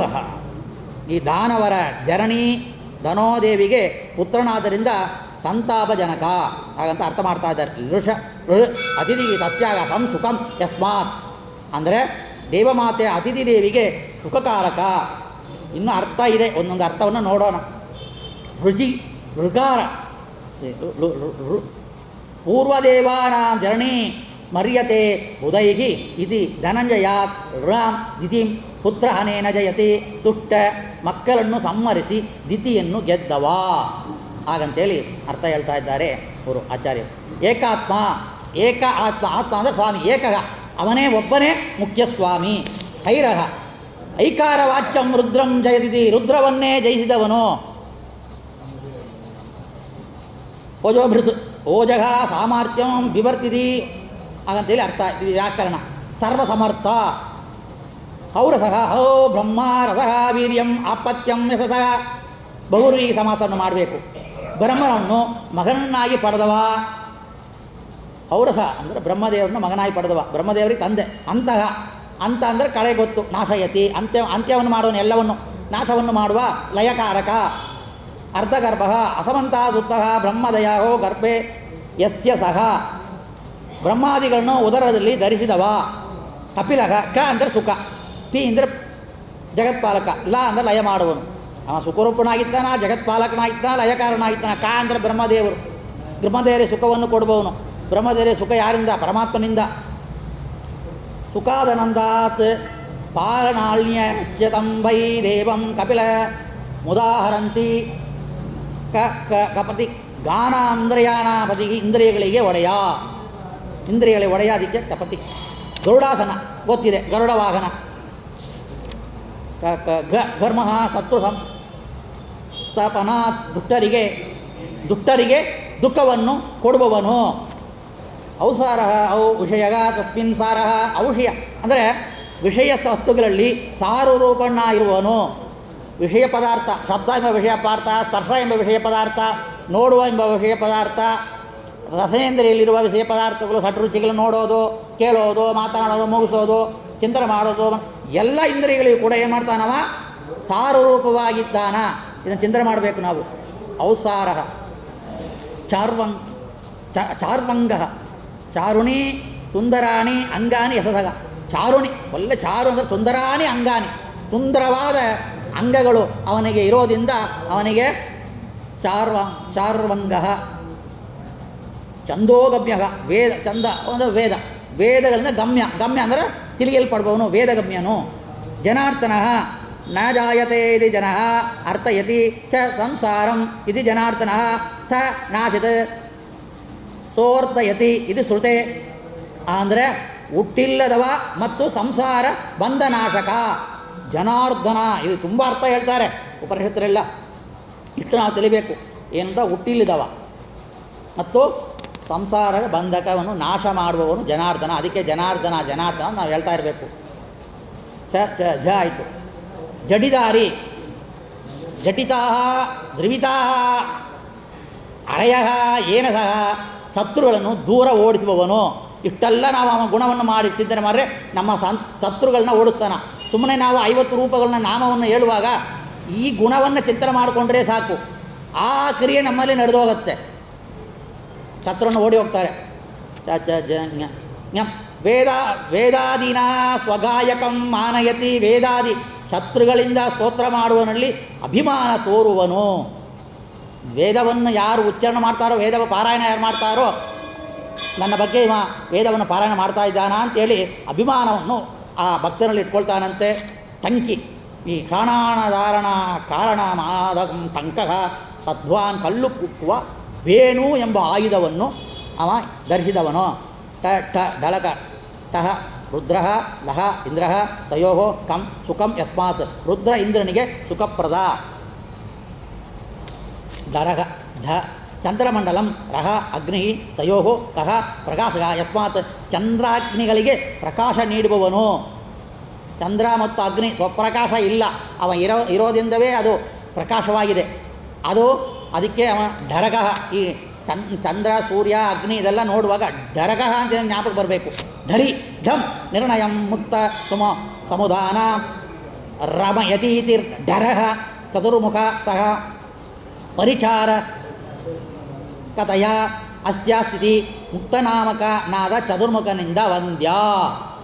ಮುಕ್ತನಾದ ಚತುರ್ಮುಖನಿಂದ ವಂದ್ಯ. ಮುಕ್ತನಾದ ಬ್ರಹ್ಮದೇವರು ನಂಗೆ ಮುಕ್ತಿ ಸಿಕ್ಬಿಡ್ತು, ಏನು ಜಾಳಿ ಇಲ್ಲ, ಟೆಸ್ಟೆಲ್ಲ ಪಾಸಲ್ಲಾಗಿ 200 ಕಲ್ಪ ಸಾಧನೆ ಮಾಡಿಕೊಂಡು ಮುಕ್ತಿಗೆ ಹೋಗಿದ್ದೀನಿ, ಇನ್ನು ಯಾರಿಗೂ ನಾನು ನಮಸ್ಕಾರ ಮಾಡಬೇಕಾಗಿಲ್ಲ ಅಂತ ಹೇಳಂಗೆ ಇಲ್ಲ. ಇಲ್ಲೇ ಹೇಳ್ತಾ ಇದ್ದಾರೆ. ಎಂಥ ಢರಿ ಅಂದರೆ ಗುಣಮುಕ್ತ ಸಮುದಾಯ. ಎಲ್ಲ ಬ್ರಹ್ಮದೇವರು ನಮಸ್ಕಾರ ಮಾಡ್ತಾರೆ ಮುಕ್ತಿಯಲ್ಲಿ ಅಂತ ಹೇಳಿದ ಮೇಲೆ ಅಲ್ಪಜೀವರು ಕೂಡ ಮಾಡ್ತಾರೆ ಅಂತ ಅರ್ಥ. ಸರ್ವವಂದ್ಯನಾಗಿದ್ದಾನ ಅಂತ ಅರ್ಥ. ಧರಿ ನಾತ್ಮ ನಹ ಸುಖಂ ಸುಖರೂಪಿ. ತಾರಹ ತಾರಯತಿ ಅನಿಷ್ಟ ನೀಚಯಂ. ಅನಿಷ್ಟ ತಾರಕ, ಅನಿಷ್ಟವನ್ನು ದೂರ ಓಡಿಸುವವನು. ದವಹ ದಹ ಶಿಲೋಚ್ಛಯಂ ಗೋವರ್ಧನಂ ಬಿಭರ್ತಿ. ಗೋವರ್ಧನ ಉದ್ಧಾರಕ. ಗೋವರ್ಧನ ಎಂಬ ಬೆಟ್ಟವನ್ನು ಹಿಡಿದಿದ್ದಾನ. ದಂಡೋಹೋ ಮುಟ್ಟಿಗಿ. ಈ ಗೋಚರಾಣ ಕ್ರಿಯಾಯಾಂ ಸೋ ಅಸ್ತ್ಯಾಸ್ಥಿತಿ.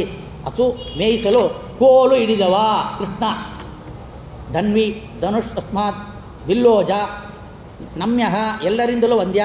ಪರಹ ಪಿಪರ್ತಿ ಇತಿ ಅಂದರೆ ಪಾಲಕ. ಫಲಿ ಫಲತತ್ವಾತ್ ಕರ್ಮಫಲ ನೀಡುವವನು. ಕರ್ಮಫಲ ಫಲವನ್ನು ನೀಡುವವನು ಬಲಿ. ಬಲತ್ವಾತ್ ಬಲಪ್ರದ ಇರೋದ್ರಿಂದ ಬಲಃ ಸಮಗ್ರ ರೂಪತ್ವಾತ್ ಪೂರ್ಣೈಶ್ವರ್ಯ ರೂಪ. ಬಹಃ ಅಂದರೆ ಪೂರ್ಣೈಶ್ವರ್ಯ ರೂಪವುಳ್ಳವನು. ಮನು ಅವಬೋಧನೆ ರೂಪತ್ವಾತ್ ಜ್ಞಾನರೂಪ. ಅಂದರೆ ಜ್ಞಾನ. ಅಂದರೂ ಜ್ಞಾನ ರೂಪವುಳ್ಳವನು. ತನು ತನು ಅಂದರೆ ನಾವು ವ್ಯಾಕರಣ ಮಾಡ್ಬೋದು. ಮನು ಅಂದರೆ ಅಬೋಧ ರೂಪತ್ತ ಜ್ಞಾನರೂಪ ಯಜ್ಞ ಸರ್ವಯುಜ್ಯತೆ ಇತಿ, ಎಲ್ಲರಿಂದ ಪೂಜ್ಯ. ಯಜ್ಞ ಅಂದರೆ ಪೂಜ್ಯ. ರಾಮ ರಮಯತಿ ಇತಿ, ರಮಿಸುವನು. ರಾ ಅಂದರೆ ಲಕ್ಷ್ಮೀದೇವಿ, ಲಕ್ಷ್ಮೀದೇವಿ ರಮಿಸುವನು. ರಾಮ ಶಬ್ದಕ್ಕೆ ನೂರಾರು ಅರ್ಥಗಳು ಇದೆ. ಅದರಲ್ಲಿ ಒಂದು ನಾವು ತಗೊಂಡಿದ್ವಿ. ಲಕ್ಷ್ಮೀಪತಿ, ಲಕ್ಷ್ಮಿಯ ಪತಿ. ವರಹ ವ್ರೀಯತೇತಿ, ವರಿಸಲ್ಪಡುವವನು. ಎಲ್ಲರಿಂದೂ ಕೂಡ ಲಕ್ಷ್ಮಿಯಾದಿ ರೂಪದಿಂದ ಲಕ್ಷ್ಮಿ ಹಿಡ್ಕೊಂಡು ಎಲ್ಲರಿಗೂ ಕೂಡ ಅವ ವರಿಸಲ್ಪಡುವವನು. ಶಾಂತ ಸಂಹಿತೆ, ಶಾಂತ ಸುಖರೂಪ ಸಂಹಿತೆ ಯಸ್ಯಾಸೌ, ಸುಖರೂಪವಾದ ಜ್ಞಾನ ಉಳ್ಳವನು. ಜ್ಞಾನ ಮಾತ್ರ ಇಲ್ಲ, ಸುಖರೂಪವಾದ ಜ್ಞಾನ ಉಳ್ಳವನು. ಅದಕ್ಕೆ ಜ್ಞಾನಾನಂದ ಸ್ವರೂಪ ಅಂತ ನಾವು ಹೇಳ್ತೀವಿ. ಷಡ್ಗುಣ ಐಶ್ವರ್ಯಾದಿ, ಷಡ್ಗುಣ ಯಸ್ಮಾತ್ ಐಶ್ವರ್ಯ ವೀರ್ಯ ತೇಜಸ್ಸು.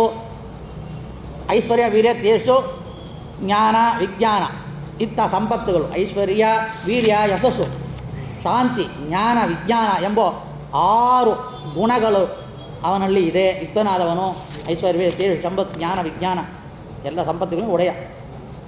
ಸಾರಾತ್ಮ ಅಂದರೆ ಸಾರಹ ಉತ್ಕೃಷ್ಟ. ಆ ಆತ್ಮ ದೇಹಗ ಯಸ್ಯಸ್ಯ, ಉತ್ಕೃಷ್ಟ ದೇಹ ಉಳ್ಳವನು. ಅವನಿಗೆ ಉತ್ಕೃಷ್ಟವಾದ ದೇಹ ಉಳ್ಳವನು ಅಂದರೆ ಸಾರಾತ್ಮ. ಅಂಸಃ ಅಂತಿ ಜಾನಾತಿ ಚ ಸರ್ವಂ ಇತಿ ಹಂ. ಸಾರತ್ವಾತ್ ಸಹ ಯಾರಲ್ಲಿದೆಯೋ ಎಲ್ಲವನ್ನು ಲಯ ಮಾಡುವನು ಮತ್ತು ತಿಳಿದವನು ಹಾಗೂ ಸಾರರೂಪನಾದವನು. 3 ಗುಣ ಅವನಲ್ಲಿ ಇದೆ. ಏನೇನು? ಲಯ ಮಾಡುವ, ಎಲ್ಲವನ್ನೂ ತಿಳಿದಿದ್ದಾನೆ, ಎಲ್ಲ ಜ್ಞಾನವನಿದೆ ಮತ್ತು ಎಲ್ಲದರಲ್ಲೂ ಸಾರವಾಗಿರುವವನಿಂದ ಅಂಸಃ ಅಂತೇಳಿ ಅವನಿಗೆ. ಲಾಲುಕಃ ಲೌ ಯುಕ್ತೋ ಆಲು ಬ್ರಹ್ಮೇಂದ್ರೋ ತಯೋ ಕಂ ಇತಿ ಸುಖಂ ಯಸ್ಮಾತ್. ಅಂದರೆ ಮುಕ್ತಿಯಲ್ಲಿಯೂ ಬ್ರಹ್ಮೇಂದ್ರಿಯಾದಿಗಳಿಗೆ ಸುಖಪ್ರದ ಆಯಿತು. ಅಪ್ರೋಕ್ತ ಜ್ಞಾನ ಆಯಿತು, ಅಪ್ರೋಕ್ತ ಜ್ಞಾನ ಪಡೆದಿವಿ, ಅಪ್ರೋಕ್ತ ಜ್ಞಾನ ಸಾಧನೆ ಆಯಿತು, ಪ್ರಜ್ಞಾದಲ್ಲಿ ಸ್ಥಾನ ಆಯಿತು, ಬ್ರಹ್ಮದ ಉಪದೇಶ ಆಯಿತು, ವಾಸುದೇವ ಉಪದೇಶ ಆಯಿತು, ಮೋಕ್ಷದಲ್ಲಿ ಬಾಳ್ತಾ ಇತ್ತು, ಎಲ್ಲ ಗುಮ್ಮುತ್ತ ಹೋಯ್ದ್ವು. ವೆಂಕಟರಮಣ ಎಲ್ಲ ಕಷ್ಟ ಬಿದ್ದು ಮೆಟ್ಟಲು ನಡ್ಕೊಂಡು ಅಲ್ಲೆಲ್ಲ ಬೀಗ ಹಾಕಿದ್ದಾರೆ. ರೂಮ್ ಕೀ ಹಾಕಿಬಿಟ್ಟಿದ್ದಾರೆ. ಅಲ್ಲೆಲ್ಲ ಕೀ ಹಾಕಿದ್ದಾರೆ. 1 hour 2 hour 24 hour 22 hour 18 hour ಕಾಯ್ದಿದ್ದೀವಿ. ತೆಗೆದುಬಿಟ್ರು. ಗೋವಿಂದ ಗೋವಿಂದ ಅಂತ ಕಿರ್ಚಾಡ್ಕೊಂಡು ಹೋದವು. ಅಲ್ಲಿ ಹೋಯ್ದ ತಕ್ಷಣ ಇಷ್ಟು ಕಷ್ಟ ಹೋಯ್ತು, ಕೈಕಾಲು ನೋವು ಹೋಯ್ತು, ಎಲ್ಲ ಹೋಯ್ತು. ಭಗವಂತನ ವೆಂಕಟರಮಣ ದೇವರನ್ನ ನೋಡಿದ್ವಿ. ನೋಡಿದರೆ ಕೆಲವರಿಗೆ ಅಲ್ಲಿ ಕಣ್ಣೇ ಬೀಳೋದಿಲ್ಲ. ಕೆಲವರಿಗೆ ಹೋಯ್ದ ತಕ್ಷಣ ಕಣ್ಣು ಮುಚ್ಕೊತಾರೆ. ಕಣ್ಣು ಮುಚ್ಕೊಂಡೇ ಹೊರಗಡೆ ಬಂದುಬಿಡ್ತಾರೆ.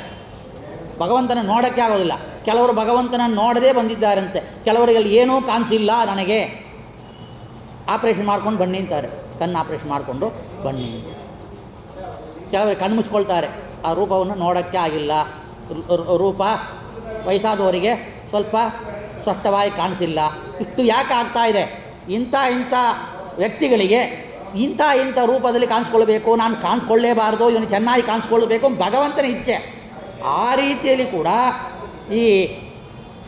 ಈ ಲಾಲುಖ ಅಂದರೆ ಭುಕ್ತಿಯಲ್ಲಿ ಕೂಡ ಬ್ರಹ್ಮರುದ್ರೇಂದ್ರಿಗೆ ಸುಖಪ್ರದ. ಅಲ್ಲಿ ಸುಖ ಇದೆ ಎಲ್ಲರಿಗೂ, ಕ್ಷಣ ಮಾತ್ರ ದುಃಖ ಇಲ್ಲ. ಆದರೆ ಅವ ಕೊಡಬೇಕಲ್ಲ, ಮುಕ್ತಿಯಲ್ಲಿ ಕೊಡುವ ರೂಪ ಅದು ಲಾಲುಕ ಎಂಬ ರೂಪದಿಂದ ಅವ ಕೊಡ್ತಾನ. ಅವ ಕೊಟ್ಟರೆ ಆಯಿತು. ಇಲ್ಲ ನಾನು ಸಾಧನೆ ಮಾಡಿಕೊಂಡು ಸುಖವಾಗಿರ್ತೀನಿ ಅಂದರೆ ಅಷ್ಟು ಸುಖ ಕೊಡ್ತಾನ, ಏನು ಡೌಟ್ ಇಲ್ಲ. ಆದರೆ ಅವನಿಂದಲೇ ಕೊಡಲ್ಪಟ್ಟಿದೆ ಆ ಸುಖ. ಅವ ಕೊಟ್ಟಿಲ್ಲ ಅಂದರೆ ಇಲ್ಲ ಅಂತ ಅರ್ಥ. ಈ 50 ಅಕ್ಷರಗಳು 50 ರೂಪಗಳು ನೋಡಿದ್ದೇವೆ. ನಾರಾಯಣ ಅಷ್ಟಾಕ್ಷರಚ್ಚ ತಾರಷ್ಟಾಕ್ಷರ ಭೇದವಾನ್ ಆದ್ಯೈಸ್ತರ ಚತುರ್ವರ್ಣೈರ್ಭಿನ್ನ ವ್ಯಾವೃತಯ ಕ್ರಮಾತ್ ಆಗತ್ತೇಳಿ ತಂತ್ರಸಾರದಲ್ಲಿ ಮತ್ತು ಆಚಾರ್ಯ ಹೇಳ್ತಾ ಇದ್ದಾರೆ. ಓಂಕಾರದ 8 ಅಕ್ಷರಗಳಿಂದಲೇ ನಾರಾಯಣ ಅಷ್ಟಾಕ್ಷರ ಒಂದೊಂದು ಅಕ್ಷರಗಳು ಕ್ರಮವಾಗಿ ವ್ಯಕ್ತವಾಗಿದೆ.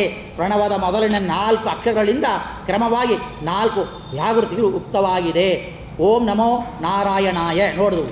ಆ ಮಂತ್ರದಿಂದ 8 ಅಕ್ಷರಗಳು, ಅಲ್ಲಿಂದ 50 ಅಕ್ಷರಗಳು, 50 ಅಕ್ಷರದಿಂದ ವ್ಯಾವೃತಿ.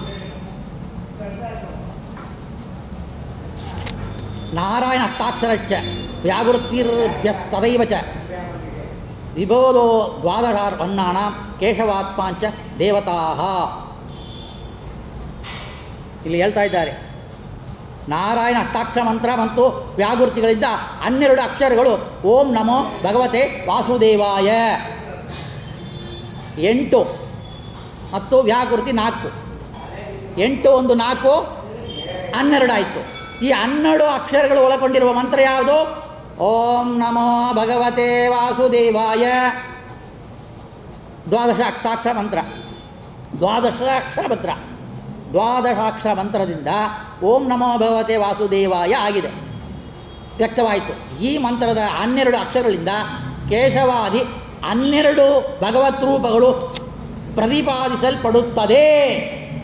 ಎಷ್ಟು ಮುಖ್ಯವಾದ ನೋಡಬೇಕು ನಾವು. ನಾರಾಯಣ ಅಷ್ಟಾಕ್ಷರಾಚ್ಯ ವ್ಯಾವೃತ್ತಿ ಪುನಃ ವೇದ ಮಾತಾದು ಗಾಯತ್ರಿ ದ್ವಿಗುಣ ದ್ವಾದಶಾಕ್ಷರಾತ್ ಹಾಗಂತ ಹೇಳ್ತಾ ಇದ್ದಾರೆ. ಈ ರೀತಿಯಲ್ಲಿ 3 ಬಾರಿ ನಾವು ಹೇಳ್ತೀವಿ ಏನೋ ವ್ಯಾವೃತ್ತಿ.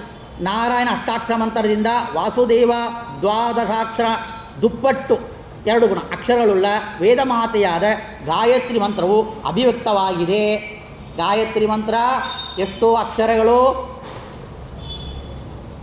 24. ಈ 24 ಅಕ್ಷರಗಳು ಎಲ್ಲಿಂದ ಬಂತು? ವ್ಯಾಗುರ್ತಿಯಿಂದ 4, ನಾರಾಯಣ ಅಷ್ಟಾಕ್ಷರದಿಂದ 8, 12. 12ರಿಂದ ಓಂ ನಮೋ ಭಗವತೆ ವಾಸುದೇವ ಎಷ್ಟು ಅಕ್ಷರ ಆಯಿತು? 12 ಆಯಿತು. 8 4 12 24 ಅಕ್ಷರಗಳು ನಮಗೆ ಸಿಕ್ತು. ಎಲ್ಲಿ ಬಂತು? 24 ಅಕ್ಷರಗಳು ಗಾಯತ್ರಿ ಮಂತ್ರದಲ್ಲಿ ವ್ಯಕ್ತವಾಗಿದೆ. ಆ ರೀತಿಯಲ್ಲಿ ಈ ತತ್ವಕಾಣಿಕಾದಲ್ಲಿ ಹೇಳ್ತಾ ಇದ್ದಾರೆ, ಭೃಗುರ್ತಿ ಶಬ್ದಕ್ಕೆ ಭೂಭುವ ಸ್ವಹ. ಈಗ ಭೂರ್ಭುವ ಸ್ವಹ ಈ 4 ವ್ಯಾಗುರ್ತಿಗಳು ಎಂಬ ಅರ್ಥವನ್ನು ಇಟ್ಟುಕೊಂಡು ಅವುಗಳನ್ನು 3 ಬಾರಿ ಪುನಃ ಹೇಳಿದರೆ ಓಂ ಭೂರ್ಭುವ ಸ್ವಹ ಭೂರ್ಭುವ ಸ್ವಹ ಭೂರ್ಭುವ ಸ್ವಹ ಅಂತ ಹೇಳಿದ್ರಿಂದ ಮತ್ತೊಮ್ಮೆ ಅರ್ಥಾತ್ 4 ಸಲ ಉಚ್ಚರಿಸಿದರೆ 16 ಅಕ್ಷರಗಳು. 3 ಸಲ ಉಚ್ಚಾರಣೆ ಮಾಡಿದರೆ 4 12, 6 ಸಲ ಉಚ್ಚಾರಣೆ ಮಾಡಿದರೆ 24 ಅಕ್ಷರಗಳು. ಅದಕ್ಕೆ ನಾವು ಓಂ ಭೂರ್ಭುವ ಸ್ವಹ ಅನ್ನುವಾಗಲೇ ಅದನ್ನು ಇಟ್ಟು ವಿವರಣೆ ಮಾಡಿಕೊಂಡು 24 ಅಕ್ಷರಗಳ ಗಾಯತ್ರಿ ಉದ್ಭವ ಆಗಿದೆ. ಜೊತೆಗೆ ನಾರಾಯಣ ಅಷ್ಟಾಕ್ಷರದ 8 ಅಕ್ಷರಗಳು ಒಟ್ಟು ಸೇರಿ 24 ಅಕ್ಷರಗಳು. ಇವುಗಳಿಂದ ಗಾಯತ್ರಿ ಮಂತ್ರದ ಉತ್ಪತ್ತಿಯಾಗಿದೆ ಹಾಗಂತ ಹೇಳ್ತಲಾಗಿದೆ. ಹೀಗೆಯೇ ಚಲಾರಿ ವ್ಯಾಕರಣ ಹೇಳ್ತಾರೆ 16 1 8 ಈ ಥರ 3 ವಿಭಾಗ ಮಾಡ್ಕೊಳ್ಬೇಕು. 1 8 4 ಮತ್ತು 12. 3 ಸಲ ಹೇಳುವಾಗ 3 4 12 ಪ್ಲಸ್ಸು 12 24 1 ಈ ಥರ 8 8 8 24 ಈ ರೀತಿಯಲ್ಲಿ ವ್ಯಕ್ತವಾಗಿರೋ ನಾವು ಚಿಂತನೆ ಮಾಡಿಕೊಂಡು ಗಾಯತ್ರಿ ಮಂತ್ರ ನಾವು ಹೇಳುವಾಗ ಇಷ್ಟೆಲ್ಲ ಜ್ಞಾಪಕ ಬರಬೇಕು. ಈ ಥರ ಒಟ್ಟಿನಲ್ಲಿ ಗಾಯತ್ರಿ ಅಭಿವ್ಯಕ್ತಿ 4 ವಿಧದಿಂದ ತ್ರಿಗುಣಿತ ನಾರಾಯಣ ಅಷ್ಟಾಕ್ಷರ ಮತ್ತು ಚತುರ್ಗುಣಿತ ವ್ಯಾಗುರ್ತಿ ಅರ್ಥ, ತ್ರಿಗುಣಿತ 3 ಪಟ್ಟು ವ್ಯಾಗುರ್ತಿ ಅರ್ಥ, ದ್ವಿಗುಣಿತ 12 ಅಕ್ಷರ ಬಂದು 12 24 ಈ ರೀತಿಯಲ್ಲಿ ಇಲ್ಲಿ ಅಭಿವ್ಯಕ್ತಿ ಅಂದರೆ ವಿವರಣೆ ಮಾಡಿದ್ದಾರೆ. ಅಂದರೆ ಇಷ್ಟು ಮಂತ್ರ ಬಂದಿದೆ ನೋಡಿ, ಇಷ್ಟು ಮಂತ್ರಗಳು ಗಾಯತ್ರಿಯಲ್ಲಿ ಬಂದಿದೆ. 3 ರೀತಿಯಾದ ಗಾಯತ್ರಿ ಮಂತ್ರ ವಿವರಿಸುತ್ತದೆ ಎಂದರ್ಥ. ಅದಕ್ಕೆ ನಾವು ಹೇಳೋದು ಗಾಯತ್ರಿ ಬಿಡಬಾಡಿ, ಗಾಯತ್ರಿ ಬಿಡಬಾಡಿ. ಯಾಕೆ ಬಿಡಬಾರ್ದು? ಓಂಕಾರದ ಭಗವಂತನ ರೂಪಗಳು ಎಷ್ಟು ರೂಪಗಳು ನೋಡಿದ್ದೀವಿ. ವ್ಯಾಗೃತಿ ಮಂತ್ರದಿಂದ ಇಷ್ಟೆಷ್ಟ ಮಂತ್ರಗಳು ಮಹಾಮಂತ್ರಗಳಿಗೆ ಕಟ್ತೀವಿ. ಅದರಲ್ಲಿಯೂ ಓಂ ನಮೋ ಭಗವತೆ ವಾಸುದೇವಂ ವಿಷ್ಣುವೇ ನಮಃ, ಓಂ ನಮೋ ನಾರಾಯಣಾಯ ಇಷ್ಟೆಲ್ಲ ಬಂದಿರೋದ್ರಿಂದ ಬಿಡಬೇಡಿ, ಗಾಯತ್ರಿ ಮಂತ್ರನ ಬಿಡಬೇಡಿ. ಅಂದರೆ ಇಷ್ಟು ನಾವು ಹೇಳ್ಕೊಳ್ಳೋಕ್ಕಾಗಲಾದರೂ ಕೂಡ ಈ ಗಾಯತ್ರಿಯಲ್ಲಿ ಇಷ್ಟೆಲ್ಲ ಭಗವಂತ ರೂಪದಲ್ಲಿ ಇಷ್ಟೆಲ್ಲ ಮಂತ್ರಗಳು ಇವೆ ಎಂಬ ನಾವು ಚಿಂತನೆ ಮಾಡಿಕೊಂಡು ಜಪ ಮಾಡಬೇಕು ಅಂತ ಅರ್ಥ. ಈ ರೀತಿಯಲ್ಲಿ ಮತ್ತು ಹೇಳ್ತಾ ಇದೆ, ಚತುರ್ವಿಂಶಾತ್ ಮೂರ್ತಯಶ್ಚ ಕಥಿತ ವರ್ಣವೇದತಃ ತದ್ವೇದ ಪೌರುಷಂ ಸೂಕ್ತಂ ವೇದ ಪುರುಷ ಸೂಕ್ತಗಾಹ. ಏನು ಹೇಳಿದ್ವಿ? ಓಂಕಾರದಿಂದ ವ್ಯಾಗುರ್ತಿಯಿಂದ ಗಾಯತ್ರಿ ಮಂತ್ರ ಬ್ರಹ್ಮಗಾಯತ್ರಿ. ಈ ಒಟ್ಟು ಬ್ರಹ್ಮಗಾಯತ್ರಿಯಿಂದ ಅರ್ಥವೇ ಪುರುಷ ಸೂಕ್ತ. ಆ ಪುರುಷ ಸೂಕ್ತದ ವಿವರಣೆ ಸರ್ವವೇದಗಳು ಅಂತ. ಅದಕ್ಕೆ ಚತುರ್ವಿಂಶಾತ್ ಮೂರ್ತಯಸ್ಥಃ ಕೇಶವಾದಿ ದಾಮೋದರ ತನಕ 12 ಮತ್ತು ಸಂಕರ್ಷಣಾದಿ ಕೃಷ್ಣ ಪರ್ಯಂತ 12 ರೂಪಗಳನ್ನು ಇದರಲ್ಲಿ ಬರ್ತಾ ಇದೆ ಹೇಳ್ತಾರೆ. ಹೀಗೆ 24 ರೂಪಗಳು ಗಾಯತ್ರಿ, 24 ಅಕ್ಷರಗಳು ದೇವತೆಗಳು. ಗಾಯತ್ರಿಯ 3 ಪಾದಗಳಿಂದ ಪುರುಷ ಸೂಕ್ತದ 3 ವರ್ಗಗಳು ಅಭಿಯುಕ್ತವಾಗಿದೆ. ಪುರುಷ ಸೂಕ್ತದಿಂದ ವೇದಗಳು ಅಭಿವ್ಯಕ್ತಿಗೊಂಡಿದೆ. ಹಾಗಂತೇಳಿ ಇಷ್ಟು ನಾವು ಇವತ್ತು ನೋಡಿ ಮುಗಿಸೋಣ. ಒಟ್ಟು ಇಲ್ಲಿ ಏನು ಪ್ರಥಮ ಮಂತ್ರದಲ್ಲಿ ನಾವು ನೋಡಿದ್ದು ಓ ಪ್ರಣವೋಪಾಸಕಾನ, ವಾಯುದೇವರು ಎಷ್ಟೆಲ್ಲ ಉಪಾಸನೆ ಮಾಡ್ತಾ ಇದ್ದಾರೆ. ಇಲ್ಲಿನ ಕೆಳಗಡೆಯಿಂದ ಹೋಗೋಣ. ಮಾತೃಕಾ ಮಂತ್ರಾರ್ಥ ಮತ್ತು ಮಾತೃಕಾ ಮಂತ್ರ. ಓಂಕಾರ ಆಯಿತು, ಪ್ರಣವ, ಮಾತೃಕಾ ಮಂತ್ರ, ವ್ಯಾಕೃತ್ಯಾರ್ಥ, ಚತುರ ಅಷ್ಟಾಕ್ಷರ ಮತ್ತು ದ್ವಾದಶ ಅಷ್ಟಾಕ್ಷರ ಮತ್ತು ನಾರಾಯಣ ಅಷ್ಟಾಕ್ಷರ ಮತ್ತು ವಾಸುದೇವ ಅಷ್ಟಾಕ್ಷರ, ಗಾಯತ್ರಿ ಅರ್ಥ, ಪುರುಷ ಸೂಕ್ತಾರ್ಥ, ವಿಷ್ಣು ಮಂತ್ರಾರ್ಥ ಹೇಳಿದ್ವು, ಋಕಾದಿ ಸರ್ವ ವೇದಾರ್ಥ. ಈ ಓಂಕಾರದಿಂದ ಇಷ್ಟೆಲ್ಲ ಚಿಂತನೆ ಮಾಡಿಕೊಂಡು ಪ್ರಣವ ಮಂತ್ರವನ್ನು ಯಾರೋ ಉಪಾಸನೆ ಮಾಡ್ತಾ ಇದ್ದಾರೆ? ವಾಯುದೇವರು. ಜ್ಞಾನ, ಆಯು ಅಂದರೆ ಆಯುಷು, ಜ್ಞಾನ ಮತ್ತು ಆಯುಷನ್ನು ಕೊಡೋದ್ರಿಂದ ಅವರಿಗೆ ವಾಯು ಅಂತ ಹೇಳಿ ಕರಿತಾ ಇದ್ದಾರೆ, ಉಪನಿಷತ್ತು ಹೇಳ್ತಾ ಇದ್ದಾರೆ. ಈ ರೀತಿಯಲ್ಲಿ ಇನ್ನೂ ಇದೆ, ಇನ್ನು ಒಂದಿನ ಶ್ಲೋಕ ಮುಗುದಿಲ್ಲ. ಇದರಿಂದ ಕೇಶವಾದ 20 ರೂಪಗಳು, 24 ಅಕ್ಷರಗಳಿಗೆ ಕೇಶವಾಯ ನಾರಾಯಣ ಮಾಧವಾಯನ ಗೋವಿಂದಾನ ವಿಷ್ಣು ಮಧುವಂತರಿ ಕೃವಾಮನಾಮ ಶ್ರೀಧರಾಮ ಶ್ರೀಕೇಶವ ಪದ್ಮಂತ ಆಮೋದರಾಯ ನಮಃ ಸಂಕೃಷ್ಣವಾದ ಪ್ರತಿಮಾ ಅನಂತ ಪುರುಷಾತ್ಮಾಧೋಕ್ಷಾನ ಶ್ರೀಮಾನ್ ಅಚ್ಯುತಾನ್ ಜನಾರ್ದನ ಉಪೇಂದ್ರ ಹರೇ ನಮಃ ಶ್ರೀ ಕೃಷ್ಣಾಯ ನಮಃ. ಹಾಗಂತೇಳಿ ನಾವು ಆಚರಣೆ ಮಾಡುವಾಗ ಗೋಪಿಚಂದನ ಏನೋ ಶುಕ್ಲಪಕ್ಷದ 12, ಕೃಷ್ಣ ಪಕ್ಷ 12 ಗೋಪಿಚಂದನ ಹಚ್ಕೊಳ್ತೀವಿಲ್ಲವ 12 ತಲದಲ್ಲಿ. ಅದು ಏನು ಎಲ್ಲಿಂದ ಬಂತದೋ? ಈ ಗಾಯತ್ರಿಯಿಂದ ಹೊರಟಿರೋ ರೂಪಗಳು. ಆ ರೂಪಗಳು ಯಾವುದು? ಯಾವ ಅಕ್ಷರದಿಂದ ಈ 24 ಭಗವನ್ ಮೂರ್ತಿಗಳು ಹೊರಟಿವೆ ಎಂಬುದನ್ನು ನಾಳೆಗೆ ಸಾಯಂಕಾಲ 6:30ಯಿಂದ ಪ್ರಾರಂಭ ಮಾಡೋಣ ಅಂಥೇಳಿ ಈ ದಿನದ ಪ್ರವಚನವನ್ನು ನಮ್ಮ ರಾಯರು ಅಂತರ್ಯಾಮಿಯಾಗಿರುವ ಭಾರತೀ ರಮಣ ಮುಖ್ಯ ಪ್ರಾಣಾಂತರ್ಗತ ಪ್ರಣವ ಉಪಾಸಕನ ಆ ಪ್ರಣವ ಉಪಾಸನೆಯನ್ನು ಮಾಡ್ತಾ ಇರುವ ಭಾರತೀ ರಮಣ ಮುಖ್ಯ ಪ್ರಾಣಾಂತರ್ಗತ ಏನೇನು ನಾವು ಮಂತ್ರಗಳು ನೋಡಿದಿವೋ, ಅಕ್ಷರಗಳು ನೋಡಿದಿವೋ, ಅಷ್ಟು ಮೂರ್ತಿಗಳು ಅಭಿನ್ನವಾಗಿರುವ ಸೀತಾಪತಿ ಈ ಮೂಲರಾಮಚಂದ್ರ ಅಭಿನ್ನ, ನಮ್ಮ ಬಿಂಬರೂಪಿ ಅಭಿನ್ನ, ನಮ್ಮ ಕುಲಸ್ವಾಮಿ ಲಕ್ಷ್ಮೀ ಪದ್ಮಾವತಿ ಶ್ರೀನಿವಾಸ ಅಭಿನ್ನ, ಶ್ರೀಮನ್ನಾರಾಯಣ ಅಭಿನ್ನ, ಗೋಪಾಲಕೃಷ್ಣ ಪ್ರಿಯತಾಂ ಸುಪ್ರೀತೋ ವರತೋ ಭವತು. ಶ್ರೀಕೃಷ್ಣಾರ್ಪಣಮಸ್ತು. ವಾನ್ ಧ್ಯಾಯಂತಿ ಹೇ ಕಾಮಾನ್ ಗುರುದೇವ ಪ್ರಸಾದನಾನ್ ಇತರಾನ್ ಆತ್ಮ ಪಾಪೋತ್ತಾನ್ ತೇಷಾಂ ವಿದ್ಯಾ ಫಲಿಷ್ಯತಿ. ಕಾಯೇನ ವಾಚಾ ಮನಸೇಂದ್ರಿಯರ್ವಾ ಬುದ್ಧ್ಯಾತ್ಮನವಾ ಪ್ರಕೃತೆ ಸ್ವಭಾವತ್ ಕರೋಮಿ ಯತ್ತತ್ ಸಕಲಂ ಪರಸ್ಮೈ ಶ್ರೀಮನ್ನಾರಾಯಣಾಯೇತಿ ಸಮರ್ಪಯಾಮಿ. ಶ್ರೀಕೃಷ್ಣಾರ್ಪಣಮಸ್ತು. ಶ್ರೀಕೃಷ್ಣಾರ್ಪಣಮಸ್ತು. ಹರಿ ಓಂ. ಹನುಮನೊಡೆಯ ರಾಮವಿಠಲ ಉದ್ಧರಿಸ್ವಾಮಿ, ಉದ್ಧರಿಸು.